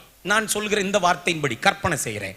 உள்ள கிடந்து யோசேப்பு சிரிச்சிருப்பான். ஏய், கொல்ல போறோம் சிரிச்சிட்டு இருக்கிற அப்படின்னா அவன் சொல்லி இருப்பான், ஆண்டவர் எனக்கு சொன்னது இந்த குழி அல்ல, அதனால இந்த குழி என் முடிவு அல்ல, இது தற்காலிகமானது. போத்திபார் வீட்டுல கொண்டு போட்டு கவனிங்கள். அடிமையா வேலை செய்யும் போது போத்திபாரின் வீட்டிலே தனக்கு ஒரு நண்பன் இருந்தால் யோசேப்பு இப்படி சொல்லி இருப்பார், நான் கொஞ்ச காலம் தான் இங்க இருப்பேன். என்ன தைரியம்டா உனக்கு? இங்க அடிமையா வந்தவன் சாகிற வரைக்கும் அடிமையா தான் இருக்க முடியும். நீ என்னன்னா கொஞ்ச நாள் தான்ற. ஆமா, ஏன்னா என் ஆண்டவர் எனக்கு காண்பிச்சது இது இல்ல, அதனால இது தற்காலிகமானது. சிறையிலே கொண்டு போட்டிருக்குது. கவனிங்கள். சிறையிலேயும் அவனோடு இருக்கிறவர்கள், அவன் விசாரித்தவர்கள், இவன் தலைவனாய் இருப்பதால் அவன் பேசியவர்கள் இப்படி சொல்லி இருக்கலாம். அவங்ககிட்ட இவன் சொல்லி இருக்கணும், நீங்க எவ்வளவு காலம் இருப்பீளோ இல்லையோ, உங்களுக்கு ஆயுள் தண்டனையான்னு எனக்கு தெரியாது, எனக்கு கண்டிப்பா ஆயுள் தண்டனை இல்லை, நான் சீக்கிரத்தில் ரிலீஸ் ஆவேன். என்னடா நம்பிக்கை உனக்கு? யாராவது சப்போர்ட் இருக்காங்களா?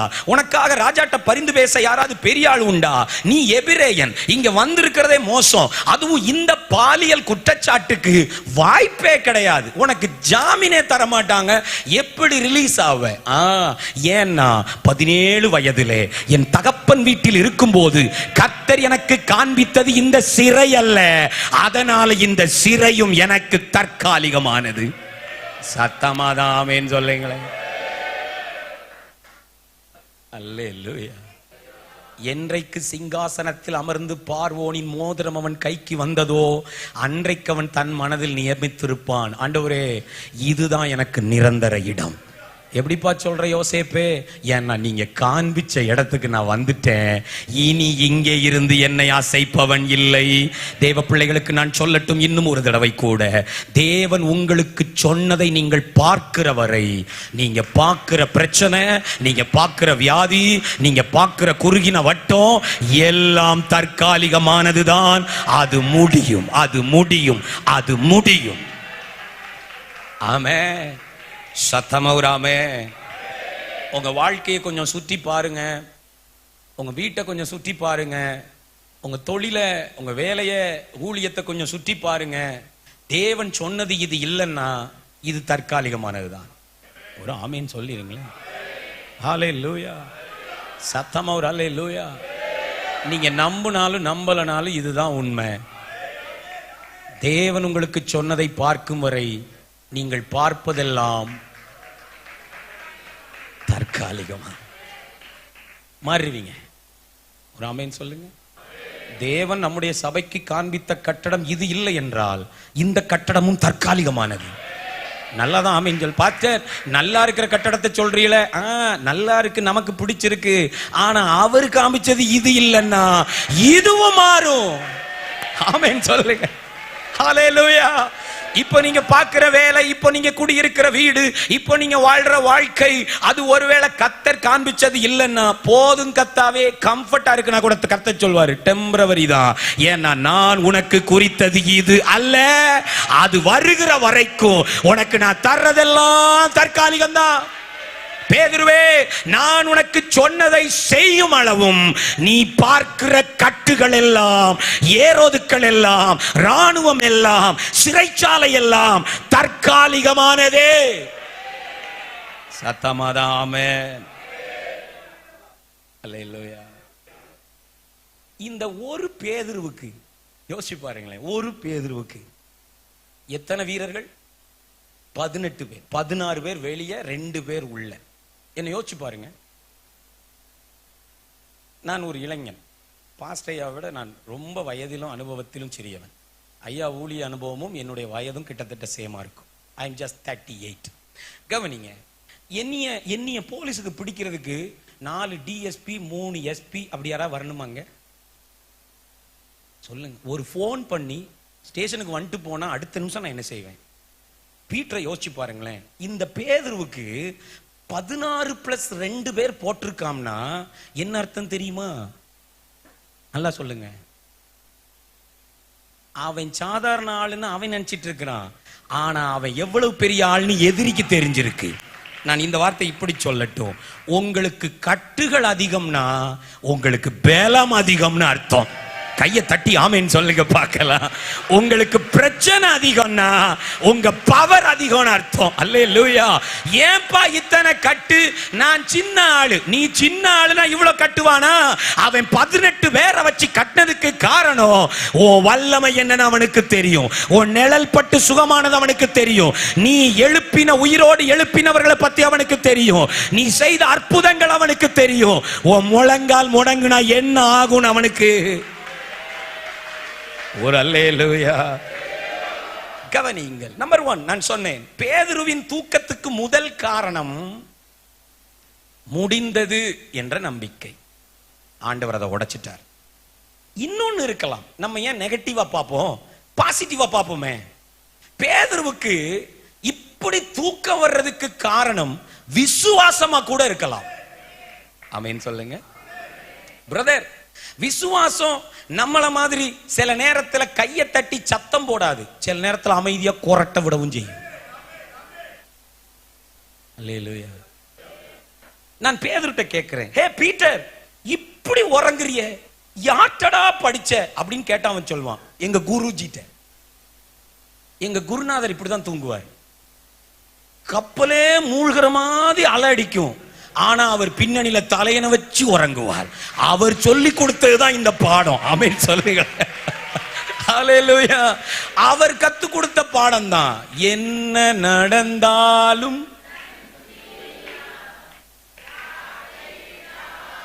நாளைக்கு உனக்கு டெத் உனக்கு தெரியுமா? உனக்கு நாளைக்கு பட்டயம் காத்துட்டு இருக்கு. இருக்கட்டுமே, என்ன தைரியம் உனக்கு? பேதுரு தூங்கினதுக்கு 2வது காரணம் விசுவாசம். ஏரோதுவே, உங்க தாத்தாவாலே முடியல, உங்க அப்பாவாலே முடியல, நீ எல்லாமா என்ன செஞ்சிட போற? கடைசி நேரத்திலேயாவது என் அப்பா எனக்காக ஏதாயிலும் செய்வார். சத்தமா ஒரு ஆமேன் சொல்லுங்களே, சத்தமா ஒரு ஆமேன் சொல்லுங்களே. என்னடா செய்வார்? என்ன செய்வார்னு தெரியாது, ஆனா ஏதாகிலும் எனக்கு செய்வார், ஏதாகிலும் எனக்கு செய்வார். அல்லேலூயா. கையை தட்டி அந்த வார்த்தையை சொல்லுங்க. என் தேவன் எனக்காய் ஏதாகிலும் செய்வார்.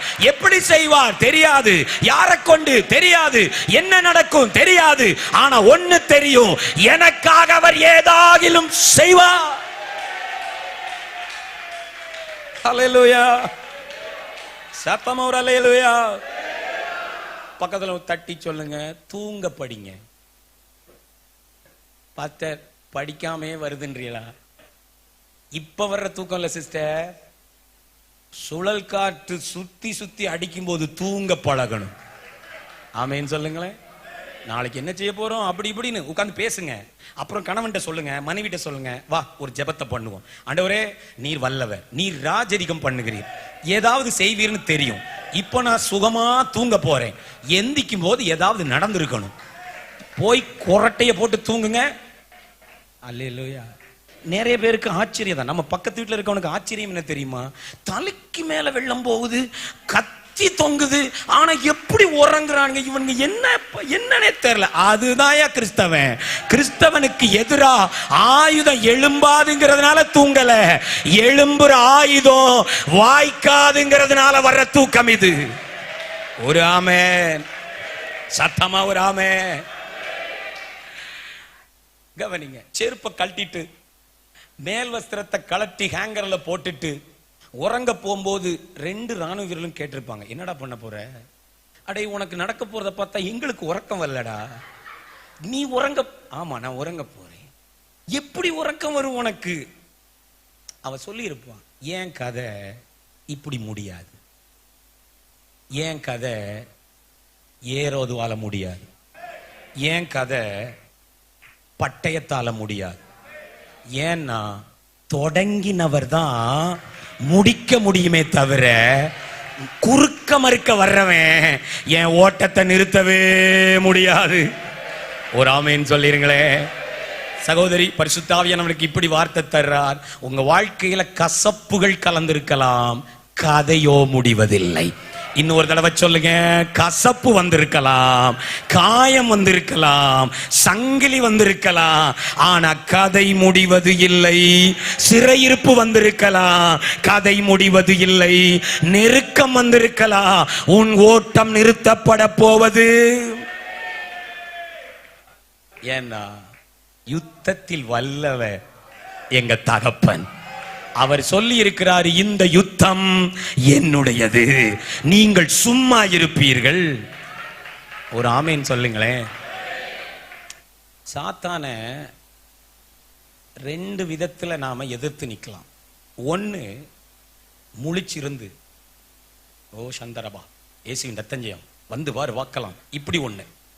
இதையும் நம்ம நிறைய செய்யறோம். இன்னொன்னு என்ன தெரியுமா, நல்லா உறங்கிட்டு அவன் வந்து இப்படி தட்டும் போது இப்படி இப்படி முடிச்சுப்பாது, நீயா சரி அப்படி நீங்க படுத்துட்டீங்களேன், அத மாதிரி ஒரு வெக்கம் அவனுக்கு கிடையவே கிடையாதுங்க. யோசிச்சு பாருங்களேன்.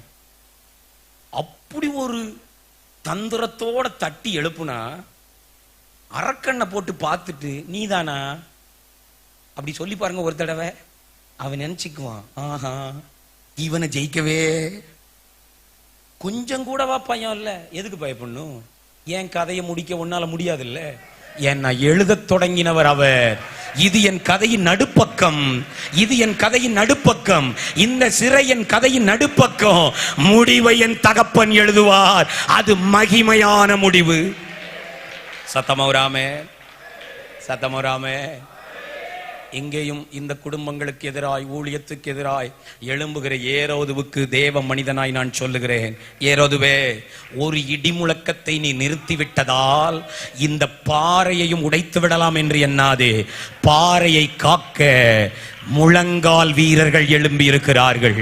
இப்போது தரப்பட்டிருக்கிற தகப்பனை காக்க, வேலி அடைக்க ஜெபிக்கும் வீரர்கள் எழும்பி இருக்கிறார்கள். அசைக்கவே முடியாது. ஒரு amen. Number 3, deliverance of the church. வசனம் 7 முதல் 10 வரைக்கும் நாம் கவனிப்போம் என்றால், அப்பொழுது கர்த்தருடைய தூதன் அங்கே வந்து, கவனிங்கள், பரலோகத்தால் திறக்க முடியாத, பரலோகத்தால் உடைக்க முடியாத ஒரு சிறையை நரகத்தால் கட்டவே முடியாது. புரியல பத்தியில? திருக்குறள் சொன்னா எப்படி பாஸ்டர் புரியும்? அதுக்கு தான் எழுதணும்னு சொன்னேன். குறிப்பு எடுத்துக்கோங்க, குறிப்பு எடுக்காதவங்க என்னைய திரும்ப கவனிங்க. பரலோகத்தால உடைக்க முடியாத சிறை ஒன்றை நரகத்தால கட்டவே முடியாது. அவன் எவ்வளவு உயரமா கட்டினாலும், எவ்வளவு அகலமா கட்டினாலும் பரலோகம் அதை உடைச்சுத்தான் ஆகும். ஒரு ஆமேன்னு சொல்ல மாட்டீங்களே? அல்லேலூயா, சத்தமா ஒரு அல்லேலூயா. நிறைய பேர் இப்படி உட்கார்ந்து இருக்காங்க, உடைக்கட்டும் திறக்கட்டும். கர்த்தாவே ஸ்தோத்திரம், ஆண்டவர் உங்களுக்கு தம்முடைய வார்த்தைகளை அனுப்பி தருவாராக. கவனிங்க, அந்த வசனத்தில் இப்படி இருக்கு, கர்த்தருடைய தூதன் அங்கே வந்து நின்றான். எப்பா, உனக்கு உள்ள வர்றதுக்கு ப்ரொசீஜர்லாம் கிடையாதா? பரலோகத்துக்கு ப்ரொசீஜரே கிடையாது. இயேசுவின் நாமத்தில் ஒரு ஆமேன் சொல்லுங்களேன். புரோட்டோகால் உண்டு இல்ல? ஜெயிலில் ஒருத்தரை பார்க்க போனா புரோட்டோகால் உண்டா? யாராவது போயிருக்கீங்கன்னா உங்களுக்கு தெரியும். நான் போனதில்லை, சொல்லுவாங்க. அண்ணா பின்னாடி ஐயா போயிருக்காங்க. ஒரு புரோட்டோகால் இருக்கு இல்லையா? எழுதி கொடுக்கணும், எவ்வளவு நேரம், எதுக்கு, நோக்கம் என்ன, நீங்க யாரு, இதெல்லாம் எழுதி கொடுத்து காத்திருக்கணும், பெர்மிஷன் வரணும். இங்க ஒருத்தனை பாருங்களேன், சடக்குன்னு உள்ள போய் நிக்கிறான். ஏன்னா இங்க கவனிங்க, உங்கள் விடுதலைக்கு எதிரான விதிமுறைகளை எல்லாம் பரலோகம் இயேசுவின் நாமத்தில் உடைக்கும். கையை தட்டி பெற்றுக்கொள்ளுங்க. யாருக்கு இந்த தீர்க்க தரிசனம் தெரியல, திரும்பவும் சொல்றேன். உங்களுக்கு எதிரான சில விதிமுறைகள் அரசாங்கம் போட்டிருக்கலாம், நகராட்சி போட்டிருக்கலாம், பஞ்சாயத்து போட்டிருக்கலாம், ஊர் போட்டிருக்கலாம். பரலோகம் அதை உடைக்கும். உங்களுக்கு விடுதலை தேவை என்றால் புரோட்டோகால் உடையும், சட்டதிட்டம் உடையும். கர்த்தர் அதை செய்வாராக. ஒரு அல்லேலூயா சொல்லிருங்க. அறையிலே வெளிச்சம் பிரகாசித்தது. நான் வசனத்துக்கு வர்றேன், கவனிங்க. 7ஆம் வசனம். அவன் பேதுருவை விலாவிலே தட்டி, என்ன சொன்னான்? விலாவிலே தட்டி, நல்லா சொல்லுங்க, என்னவா? எப்படி எழுந்துரு? பக்கத்துல திரும்பி பார்த்து சொல்லுங்க. உங்க விடுதலையில உங்களுக்கு அவசரம் இருக்கோ இல்லையோ, தேவனுக்கு அவசரம் இருக்கு. பிரதர், விடுதலை ஆக வேண்டிய ஆள் உறங்கிட்டு இருக்கு. விடுதலை பண்றவர் வந்து சீக்கிரம் சீக்கிரம் சீக்கிரம் எழுந்துறப்பா அப்படின்றாரு. இன்னைக்கு சொல்லட்டும், உங்க விடுதலையில உங்களுக்கு இருக்கும் தீவிரத்தை விட பரலோகத்திற்கு ஒரு பெரிய தீவிரம் இருக்கிறது. அதனால சொல்றேன், இன்றைக்கு ஒரு விடுதலை வந்தே தீரும். இந்த மாதம் ஒரு விடுதலை வந்தே தீரும். இந்த வருஷம் முடிவதற்குள் நீங்க எதிர்பாராத வேகத்தில் தீவிரமாய் செய்கிற கர்த்தர் ஒரு விடுதலையை தருவாராக. ஆமென். நான் இப்படி யோசிக்கிறேன், இப்படியும் யோசிக்கலாம். சீக்கிரமா எழுந்துருன்னு சொன்னதுல ஒரு அர்த்தம் இருக்கும். என்ன தெரியுங்களா? பீட்டருக்கு, பேதுருவுக்கு கொஞ்ச நேரம் ஆச்சுன்னா ஜெயிலே பழகிரும். எதுக்கையா விடுதலை? 3 நேரம் சோறு போடுறாங்க, நல்லா உறங்க விடுதாங்க, தூக்கமும் வெளியே வருதோ இல்லையோ நல்லா வருது. அப்படி பழகிறப்படாது. இயேசுவின் நாமத்தில் நான் சொல்லட்டும், உங்க சிறையிருப்பிலேயே நீங்க பழகிறதுக்கு முன்னாடி, அடிமைத்தனத்துல பழகிறதுக்கு முன்னாடி, சில பாவ பழக்கத்துல பழகிறதுக்கு முன்னாடி, சில தவறான உறவுல பழகிறதுக்கு முன்னாடி, நீங்க அதை சகிச்சுக்கிட்டு இருக்க பழகிறதுக்கு முன்னாடி கர்த்தர் உங்களை விடுதலை ஆக்குவாராக. ஒரு ஆமென். இனி ஒவ்வொரு வார்த்தையா படிக்க போறோம், 10ஆம் வசனம் வரைக்கும். வாங்க என் கூட. உடனே சங்கிலிகள் அவன் கையில் இருந்து. இதே மாதிரி ஒரு அற்புதம் அப்போஸ்தலர் 16 நடந்திருக்கு. பவுலுக்கும் சீலாவுக்கும். நன்றிமா இல்லையா? அது சத்தமுள்ள விடுதலை. எல்லாம் சொல்லுங்க, என்ன விடுதலை? சிறைச்சாலையின் கதவுகள் அசைந்தது, எல்லா கட்டுகளும் அப்படி கடகடமுடன் சத்தம். இங்க பாத்தீங்கன்னா சத்தம் இல்லாத விடுதலை. நான் இப்படி சொல்லட்டும், 10 மாதங்களாய் சத்தமுள்ள விடுதலை அனுபவித்த நீங்கள் இந்த 10ஆம் மாதத்துல ஒரு சத்தமில்லாத விடுதலை அனுபவிப்பீர்களாக. நடந்ததே தெரியாம ஒரு விடுதலை பிரதர், சுகம் ஆனதே தெரியாத ஒரு சுகம், அற்புதம் நடந்ததே தெரியாத அளவு ஒரு அற்புதம். கையை தட்டி ஆமேன் சொல்லுங்க. ஆமேன். தேவன் ஒரு வெளிப்பாட்டை தருவார் என்றால் பெற்றுக்கொள்ளுங்க இயேசுவின் நாமத்தில். எப்ப நடந்ததுனே தெரியாம ஒரு விடுதலை நடப்பதாக. 8ஆம் வசனம். 8ஆம் வசனம் எல்லாரும் சேர்ந்து படிப்போமா? 10 நிமிஷம் தான் எனக்கு டைம் இருக்கு. 8ஆம் வசனம் என் கூட வேகப்படுத்துங்க. தூதன் அவனை நோக்கி, பெல்ட் மாட்டப்பா, உன் பாதரட்சையை தொடுத்துக்கொள். அல்லேலூயா. இருங்க இருங்க. விடுவிக்க வர்றவன் இப்படியா விடுவிப்பான்? வாடா ஓடிடலாம். இவர் எப்படி தெரியுமில, ஒன்னும் டைம் போடு, பெல்ட்டை மாட்டு, ஷூவை போடு. ஏன் போடணும்? ஏன்னா உன்னைய கொண்டு போய் நான் வெளியே விட்டுட்டு போறதில்ல, நீ நீண்ட தூரத்திற்கு ஒரு தரிசனத்திற்காக ஆயத்தமாக போகிறாய். ஒரு அல்லேலூயா சொல்லுங்க. இங்க இருக்கிற சிலருக்கு பரிசுத்த ஆவியின் துணை கொண்டு சொல்லுகிறேன், உங்க வாழ்க்கையின் எல்லா கதவுகள் வழியாய் கர்த்தர் உங்களை நடத்த போகிறார். உங்க வாழ்க்கையில் பூட்டப்பட்ட எல்லா கதவுகள் வழியாக கர்த்தர் உங்களை நடத்த போகிறார். ஏன் இந்த இடைக்கட்டு தெரியுமா? ஏன் பாதரட்சை தெரியுமா? ஏன் சபைக்கு இத்தனை நாட்கள் ஆயத்தம் தெரியுமா? ஏன் இப்படிப்பட்ட சத்தியங்கள் தெரியுமா? ஏன் இப்படிப்பட்ட ஜெபங்கள் தெரியுமா? கர்த்தர் சொல்லுகிறார், அநேக கதவுகள் வழியாக நான் சபையை நடத்தி செல்ல போகிறேன். ஒரு 30 வினாடி கைத்தட்டி ஸ்தோத்திரம் பண்ணுங்க. அநேக கதவுகள் வழியாய் ரபா கபா தி ரபா. இந்த 10 10 மாசமா ஏன் இத்தனை ஆயத்தம், ஏன் இத்தனை உபவாசம், ஏன் இவ்வளவு ஆழமான சத்தியம்? கர்த்தருடைய ஆவியானவர் தீர்க்க தரிசனமாய் சொல்லுகிறார், அநேக கதவுகள் வழியாய் நீ நடக்க வேண்டி இருக்கிறது. இனிமேல் அறையை கட்டு, பாதரட்சையை தொடுத்துக்கொள். I am going to lead you in many gates. ஒரு அல்லேலூயா. ஆமென். உன் வஸ்திரத்தை போர்த்து கொண்டு என் பின்னே வா என்றான். 9ஆம் வசனம் பாருங்க, 9ஆம் வசனம். ஆமென். அந்தப்படியே அவன் புறப்பட்டு அவனுக்கு பின் சென்று, பரிசுத்த ஆவியானவரே நன்றி அப்பா, தூதனால் செய்யப்பட்டது மெய் என்று அறியாமல் கர்த்தர் நமக்கு பெரிய காரியங்களை செய்தார். நாம் சீயோனின் சிறையிருப்பை கர்த்தர் திருப்பும் போது சொப்பனம் காண்கிறவள் போல இருந்தோம். இன்னைக்கு நான் சொல்லட்டும், கர்த்தர் உங்களை விடுவிப்பது கனவா நனவான்னு நினைக்கிற அளவுக்கு தரிசனம் பார்ப்பது போன்ற ஒரு விடுதலை சபைக்கு கட்டளையிடப்படுவதாக. 10ஆம் வசனம். அவர்கள் முதலாம் காவலையும்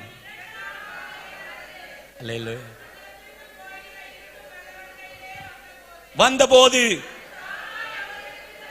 நிறுத்திருங்க அண்ணன், என்னுடைய சகோதரர்கள் ஐயாமா அம்மாமா எல்லாம் சேர்ந்து சொல்லுவோமா, அது தானாய் அவர்களுக்கு திறவுண்டது. இன்னொரு தடவை சொல்லுங்க, அது தானாய் அவர்களுக்கு திறவுண்டது. இயேசுவின் நாமத்தில் இந்த வசனத்தை அறிக்கை செய்த எல்லாருக்கும் சில கதவுகள் தட்டாமலேயே முட்டாமலேயே திறப்பதாக, உடைக்க வேண்டிய அவசியம் இல்லாமலேயே, ஆமென் ஆமென் ஆமென், சாவிகள் தேவை இல்லாமலேயே, திறவுகோல்களை தேடி திரியாமலேயே சில கதவுகள் திறப்பதாக. ஆமென் அல்லேலூயா. நீ ஒவ்வொரு வார்த்தையும் வாசிங்கன்னா ரொம்ப அழகா இருக்கும். அதின் வழியாய் அவர்கள் புறப்பட்டு ஒரு வீதி நெடுக. ஐயா, எனக்கு இதெல்லாம் வாசிக்கும் போது டக்குன்னு ஒரு கேள்வி, ஏன்பா நீ வந்தது விடுவிக்க தானே வந்த? ஜெயிலுக்கு வெளியே இருப்பு கதவுக்கு வெளியே வந்தோடனே போயிருக்கலாம்ல? அப்படி போக முடியாது. ஏன்னா சேஃபான இடத்துக்கு இவன் வந்து சேர்ற வர நான் கூடவே தான் நடக்கணும். அல்லேலூயா சொல்லுங்களேன். எவ்வளவு அக்கறை உள்ள ஆண்டவர் பாத்தீங்களா? ஜெயிலுக்கு வெளியே விட்டுட்டா நீ திரும்ப பிடிபட்டுறலாம். இங்க இருக்கிற சில வாலிப தம்பி தங்கச்சிக்கு சொல்லட்டும், உன்னை விடுவிக்கிற கர்த்தர் நீ பாதுகாப்பான ஸ்தலத்தில் வந்து சேரும் மட்டும் தம்முடைய தூதர்களை உனக்கு அனுப்புவாராக. ஒரு ஆமென் சத்தமா ஒரு ஆமென். 11ஆம் வசனத்தின் முதல் வரியை மட்டும் படிங்க பார்க்கலாம். பேதுருவுக்கு என்ன வந்துதான்? சத்தமா சொல்லுங்க பிரதர்.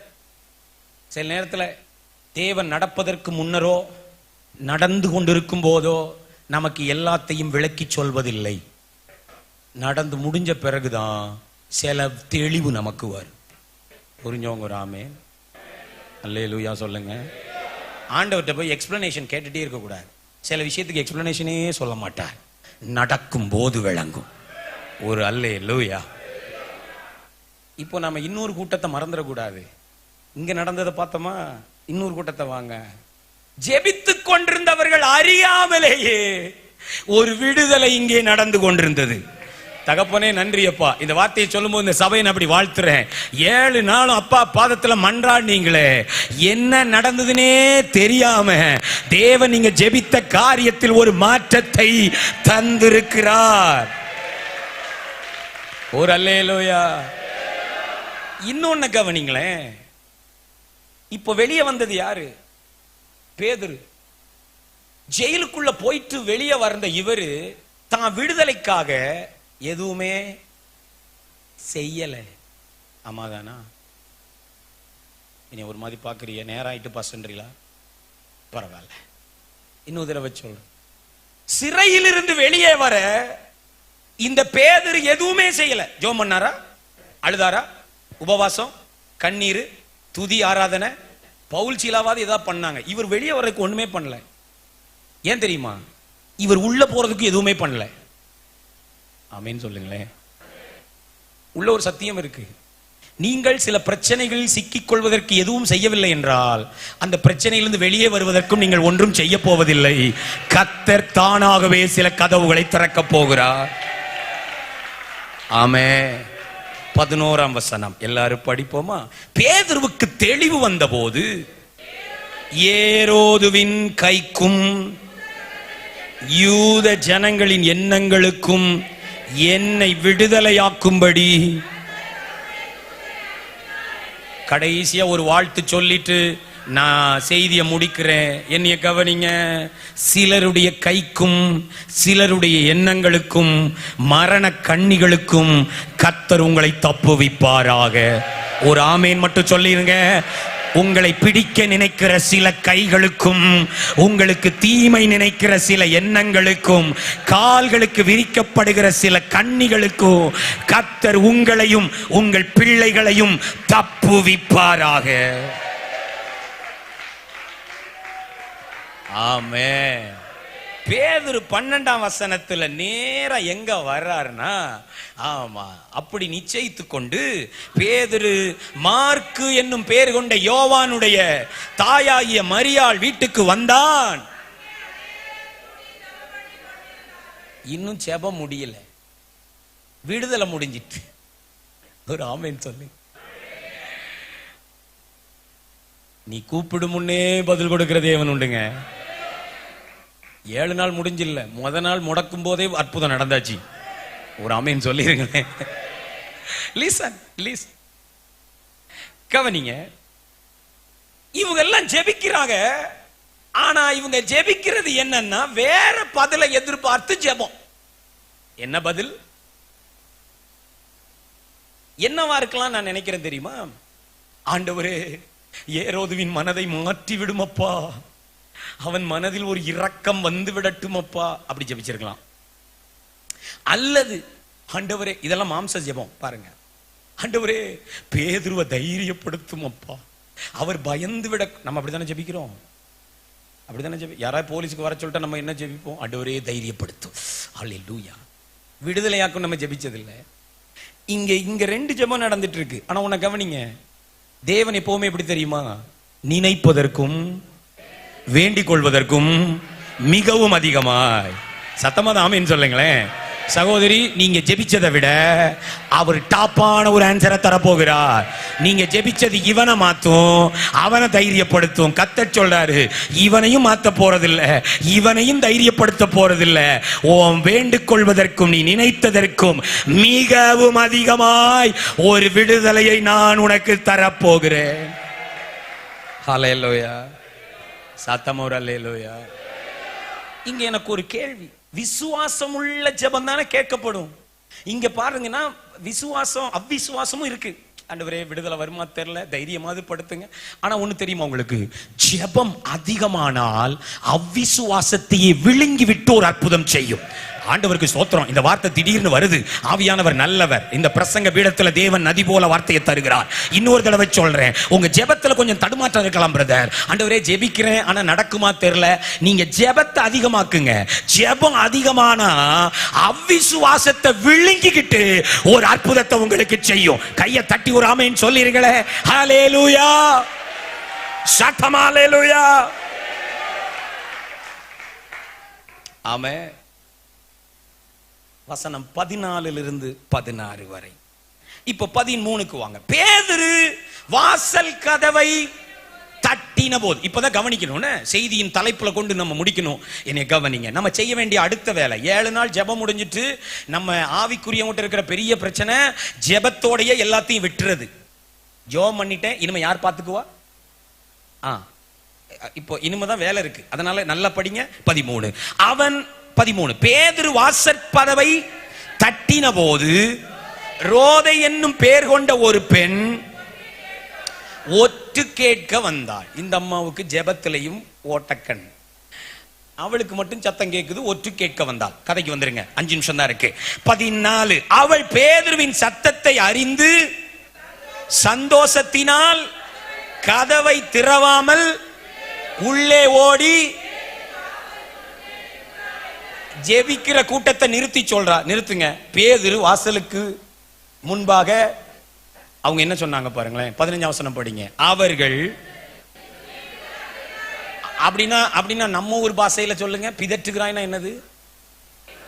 இல்ல இல்ல, பைத்தியம், மேடு, லூசானி அப்படியெல்லாம் நடக்கிறதுக்கு வாய்ப்பே. ஏம்மா இவ்வளவு நேரம் என்ன ஜெபிச்சிய? ஜெபிச்சோம், ஆனா அதுக்கு வாய்ப்பு. அடுத்த வார்த்தை படிங்க. அவளோ அவர்தான் என்று. ஐயா, பதில், தேவன் அனுப்பின பதில் கதவை தட்டுது, உள்ள சண்டை நடக்குது. அவர்தான் இவங்க, அவரு கிடையாது, நீ லூசானு இருந்தாங்க. ஆனா பதில் வாசல்ல நிக்கு. கடைசி வசனம், பேதுரு பின்னும்.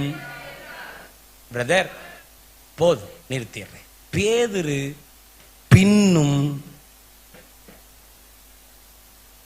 பதில் வாசல்ல நின்னு தட்டுது, கதவை திறக்க ஆள் இல்லை. பிரதர், சிறைச்சாலை கதவுகள் துதியினால் திறக்கும், இருப்பு கதவு ஜெபத்தினால் திறக்கும். ஆனா இந்த கடைசி கதவு ஜெபத்தால் திறக்காது. அப்ப யார் திறக்கணும்? அந்த வசனம் எழுதியிருக்கு, அவர்கள் திறந்த போது. இல்ல இல்ல இல்ல, கடைசி வார்த்தை 16 கடைசி படிங்க. அவர்கள். பக்கத்துல பார்த்து சொல்லுங்க, யார் திறக்கணும்? என்ன அமைதியாயிட்டிய? யார் திறக்கணும்? எல்லா கதவையும் ஜெபம் திறந்தது. முதலாம் காவல், இரண்டாம் காவல், இருப்பு கதவு தானாய் தானாய் தானாய். ஆனா இந்த கடைசி கதவுல வந்து மனுஷன் தட்டிட்டே இருக்கிறான். ஆமென். இன்னைக்கும் அநேகருடைய பதில்கள் கடைசி கதவை தட்டிட்டு இருக்கு. ஆண்டவர் சொல்றாரு, ஜெபத்தால நடக்க வேண்டியதெல்லாம் நடந்தாச்சு, விசுவாசத்தால நடக்க வேண்டியதெல்லாம் நடந்தாச்சு, தூதனை கொண்டு நடக்க வேண்டியதெல்லாம் நடந்தாச்சு. ஆமீன் சொல்ல மாட்டாங்க. இப்ப சண்டையை நிறுத்திட்டு போய் கதவை திறங்க, வாக்குவாதத்தை நிறுத்திட்டு கதவை திறங்க. அது என்ன பாஸ்டர்? கடைசி கதவு. ஜெபம் அநேக கதவுகளை திறக்கும். ஆனால் இந்த கடைசி கதவையோ, இந்த கிரியையின் கதவையோ, இந்த கீழ்ப்படிதலின் கதவையோ நீங்க தான் திறக்கணும். ஒரு ஆல்மேன் சொல்லலையே, ஆண்டவரே எங்க தேசத்திற்கு எழுப்புதலை தாரும் அப்பா. ஆண்டவர் சொல்றார், கதவு திறக்கிறது. இங்க சண்டை, எழுப்புதல் வரலையே. கர்த்தர் சொல்றாரு, கடைசி கதவு நீ தான் திறக்கணும். என்ன ஆண்டவரே செய்யணும்? பக்கத்து வீட்டுல இருக்கிற ஆளுக்காவது சுவிசேஷம் சொல்ற கதவு நீ தான் திறக்கணும். விளங்குதா? ஆண்டவரே என்னை பொருளாதார ஆசீர்வாதத்தினால் நிரப்பும் அப்பா. நிரப்பினேன் மகனே. ஆனா தசமபாகம் காணிக்கைங்கிற கடைசி கதவை போச்சே, இவ்வளவு நேரம் இருந்த ஆவி போச்சே. ஆண்டவரே இந்த கதவை நீரே திறவும் அப்பா. ஆண்டவரே என் பக்கத்தில் இருக்கிற எல்லாரையும் கொண்டு வாரு. கர்த்தர் சொன்னா கொண்டு வரவா? புறப்பட்டு போங்கள் நான் சொல்லி இருக்கேன். சுவிசேஷத்தை அறிவியுங்கள் நான் சொல்லி இருக்கேன். நம்ம என்ன சொல்? நீர் பேசும் ஆண்டவரே. கர்த்தர் சொல்றார், நான் பேசணுமா? நான் ஒன்னியல்ல பேச சொன்னேன். இந்த கதவையும் திறந்து விடும் ஆண்டவரே. கர்த்தர் சொல்றாரு, சண்டை தான் நடக்கும், கதவு திறக்காது. இந்த கதவு ஜெபத்தால் திறக்கப்படுவது இல்லை. விளங்கணும் ஒரு ஆமை, சத்தமா ஒரு ஆமை. ஆண்டவரே என்னை ஆரோக்கியமாக்கும். ஆரோக்கியமாக்கினேன் மகளே. ஆனால் மன்னிப்புங்கிற கதவை நீ தான் திறக்கணும். வைராக்கியத்தை வச்சுட்டு, மன்னியாமைய வச்சுட்டு, கசப்பை வச்சுட்டு, கோபத்தை வச்சுட்டு, இன்னும் சில பாவத்தை வச்சுட்டு, இன்னும் கீழ்ப்படியாமைய வச்சுட்டு, ஆண்டவரே இந்த கதவையும் திறப்பீரா? கர்த்தர் சொல்றார், இல்லை. இந்த கதவு ஜெபத்தால் அல்ல, கிரியையினால் திறப்பதாக. சத்தமாதான் ஒரு ஆமேன்னு சொல்லிருங்களேன். இந்த கதவு எப்பதான் திறக்கணும்? கிரியையினால திறக்கணும். ஒரு அல்லேலூயா சத்தமா சொல்லுங்க. ஆண்டவர் சுகமாக்கின எல்லாரையும் பார்த்திருக்கீங்களா? ஆண்டவர் சுகமாக்கின எல்லாருக்கும் அவர் சொல்லுவார், நீ எழுந்து நட, என்னை தூக்கி விடும் ஆண்டவரே. அந்த கதவு நான் திறக்க முடியாது. விளங்குனவங்க ராமே அல்லேலூயா, சத்தமா ஒரு அல்லேலூயா. ஜெபத்துக்கு பின்னாடி தான் நிறைய வேலை இருக்கு brother. If you want to see a miracle, நீங்கள் ஒரு அற்புதத்தை பார்க்க விரும்புறீங்களா, ஒரு பெரிய விடுதலையை பார்க்க விரும்புறீங்களா, தேவன் சொல்லுகிறார், ஜெபம் திறக்காத இந்த கதவை உன் கிரியையினால் திறந்து பார், கீழ்ப்படிதலினால் திறந்து பார், வசனத்தின்படி நடப்பதால் திறந்து பார், விட்டு கொடுப்பதால் திறந்து பார், கர்த்தருக்கு கொடுப்பதால் திறந்து பார், ஆத்துமாதாயம் செய்வதால் திறந்து பார், அல்லேலூயா, ஆராதிப்பதால் திறந்து பார், சிலரை மன்னிப்பதால் திறந்து பார், திறந்து பார். ஒரு பிரமிப்புண்டாக்குகிற பதில் வாசலுக்கு வெளியே நிற்கிறது. இந்த கடைசி தீர்க்க தரிசனத்தோடு நான் செய்தியை நிறுத்துகிறேன். கிரியை செய்து சில கதவுகளை திறந்து பார். உன்னை பிரமிக்க வைக்கிற ஒரு அற்புதம் வாசல் படியில் நிற்கிறது. கைகளை தட்டி ஒரு 10 வினாடி ஸ்தோத்திரம் பண்ணுங்க பார்க்கலாம். சத்தமாய் ரபா தரபா. ஆமென். பரிசுத்த ஆவியானவர் சபைக்கு இன்னைக்கு சொல்லுகிறார், ஆமென். நீ கேட்கிற சத்தம் போதாது, நீ ஜெபிக்கிறது மாத்திரம் போதாது, மகிழ்வது மாத்திரம் போதாது. கிரியை செய் சபையே, கிரியை செய், கிரியை செய். நான் உனக்கு சொன்னதை செய். ஒரு அற்புதம் காத்து கொண்டு நிற்கிறது. ஹல்லேலூயா, ஹல்லேலூயா, ஹல்லேலூயா. பரிசுத்த ஆவியானவருக்கு மகிமை உண்டாவதாக. இந்த முழு திருச்சபைக்கும் தேவனுடைய ஊழியக்காரனாய் சொல்லி நான் முடிக்கிறேன். அநேக அற்புதங்கள் கதவுக்கு வெளியே நிக்குதுங்க. அநேக அற்புதங்கள் நம்ம ஜெபத்தினால கிடைச்ச அநேக அற்புதங்கள் சபையை சுத்தி நிக்குது. நான் சொல்லட்டுமா, நீங்கள் கேட்ட ஆயிரக்கணக்கான ஆத்துமாக்கள் சபைக்கு வெளியே நிற்கிறார்கள். நீங்கள் கேட்ட அற்புத அடையாளங்கள் சபைக்கு வெளியே நிக்குது. இப்போ திறக்க வேண்டிய ஒரே ஒரு கதவு தான். அது என்ன? சுவிசேஷ பாரம். அது என்ன? ஆத்தும ஆதாயம். அது என்ன? நற்கிரியைகளை செய்தல். அது என்ன? சிலரை மன்னித்தல். அது என்ன? வசனத்திற்கு கீழ்ப்படிதல். ஹல்லேலூயா, ஹல்லேலூயா, ஹல்லேலூயா. ஜெபம் செய்ய வேண்டியதெல்லாம் செய்து விட்டது. தேவன் செய்ய வேண்டியதெல்லாம் செய்து விட்டார். தூதர்கள் செய்ய வேண்டியதெல்லாம் செய்து விட்டார்கள். இப்போது யாருடைய வேலை? ஜெபித்தவர்களின் வேலை. சத்தமா உராமே. இப்போ சாவி உங்க கையில. நம்ம இவ்வளவு நேரம் ஆண்டவர்கிட்ட சொன்னோம், ஆண்டவரே திறங்கப்பா. இவ்வளவு நேரம் சொன்னோம், ஆண்டவரே கதவை திறங்கப்பா, ஆண்டவரே திறவுகோலை காண்பீங்கப்பா. கர்த்தர் இன்னைக்கு கடைசியா சொல்றார், இப்போ கதவை திறக்கும் பொறுப்பு உன்னுடையது. அது என்ன கதவு எனக்கு சொல்ல நேரம் இல்லை. இவ்வளவு நேரம் கொஞ்சம் சொன்னேன். ஆனா ஆண்டவர் உங்களுக்கு தேவ மனிதர் மூலமாய் நிறைய தடவை பேசி இருக்கிறார். கீழ்ப்படிதலின் கதவு. நம்ம அதை அலட்சியம் பண்றோம். இதுக்கும் அதுக்கும் என்ன பாஸ்டர் சம்பந்தம்? நான் இவங்களை மன்னிக்கிறதுக்கும் ஏன் உடல் சுகமாறதுக்கு என்ன சம்பந்தம்? இல்ல சிஸ்டர், இந்த சுகமாக்குதலுக்கு அதுதான் கதவு. அல்லேலூயா சொல்லுங்களேன். நான் இவ்வளவு பெரிய தேசத்தை ரட்சிக்க முடியுமா? அதுக்கு அதுதான் கதவு. ஒரு 10 பேரை சந்தித்து உங்களால் இயேசுவை அறிவிக்க முடியும் என்றால் இந்த தேசம் ரட்சிக்கப்படுவதற்கு அதுதான் கதவு. விளங்குறோம் ராமே. எழும்பி நிற்போமா, எழும்பி நிற்போமா. ஹல்லேலூயா. பரிசுத்த ஆவியானவர் நமக்கு தருகிற வார்த்தைகளுக்கு அர்ப்பணிக்க போகிறோம். ஆண்டவரே, நீர் எனக்காக திறந்திருக்கிற மகிமையின் கதவுகளுக்காக நன்றி அப்பா. ஹல்லேலூயா. கரெக்டா 60 வினாடி ஐயா கையில நான் தர்றதுக்கு முன்னாடி எல்லார் கண்ணும் மூடி இருக்கணும். தேவையில்லாமல் ஒருவரும் இங்கே அங்கே உமை ஊழியர்களை தவிர, பொறுப்பானவர்களை தவிர மற்ற யாரும் நடமாட வேண்டாம். எல்லார் கண்ணும் மூடி இருக்கணும். சரியா? ஒரு நிமிஷம் தான் கேட்கிறேன். ஒரு நிமிஷம். குட்டி பிள்ளைங்க, வாலிப தம்பி தங்கச்சிங்க, பின்னாடி இருக்கிற தாய் தகப்பன்மார் எல்லார் கண்ணு மூடி. ஆண்டவர் உங்கள்கிட்ட பேசினாரா? ஆமா பேசினாரா? நீங்க அவற்றை இப்போ பேச வேண்டிய நேரம். ஒரு 60 வினாடி கைகளை உயர்த்தியோ, கைகளை குவித்தோ, கைகளை அசைத்தோ ஆண்டவருக்கு ரெஸ்பாண்ட் பண்ணுங்க. ஆண்டவரே, இந்த காரியத்துல என்ன உணர்த்துறீங்கப்பா. நான் கிரியையில தான் குறைவா இருக்கிறேன் ஆண்டவரே. ஹல்லேலூயா. கேளுங்க, அற்புதங்கள் திரளா இருக்குது. எனக்கு வெளியே பதில் வந்து கதவை தட்டிட்டு இருக்குது. ஆனா நான் தானே திறக்கல. அந்த கீழ்ப்படிதலின் கதவை நான் திறக்கலையே. அந்த மன்னிப்பின் கதவை நான் திறக்கலையே.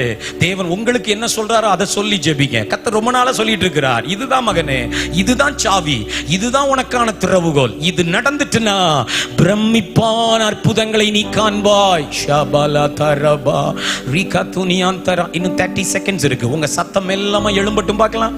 மெல்லமா மெல்லமா மெல்லமா. அநேகர் ஜெபிக்கிறத பார்க்கிறேன். எல்லாரும் ஜெபிக்கணும், எல்லாரும் ஜெபிக்கணும். ஆண்டவர் உங்களோட பேசின அந்த குறிப்பை வச்சு ஜெபிங்க. இது தற்காலிகமானது. இந்த சிறையிருப்பு தற்காலிகம். இந்த சங்கிலிகள் தற்காலிகம். ரிமா கதலியாந்தரபா ரினாதாரியாந்தரோ ஷியாந்தலபரியாந்தலா ரிகதனியாந்தரபௌதியானதரா. ஜெபிங்க ஜெபிங்க வாலிப தம்பிமார் ஜெபிங்க. நல்ல கைகளை உயர்த்தி ஜெபிங்க. இன்னும் 20 செகண்ட்ஸ், ஒரு 20 வினாடி ஜெபிங்க. ஆண்டவரே என்ன ஒப்பு கொடுக்கிறேன்னு சொல்லுங்க. அந்த கடைசி கதவை, கீழ்ப்படிதலின் கதவை, நற்கிரியையின் கதவை திறக்க நான் என்ன ஒப்பு கொடுக்கிறேன். ஆண்டவரே இனியும் காத்துட்டு இருக்க மாட்டேன். இனியும் வாக்குவாதம் பண்ணிட்டு இருக்க மாட்டேன்.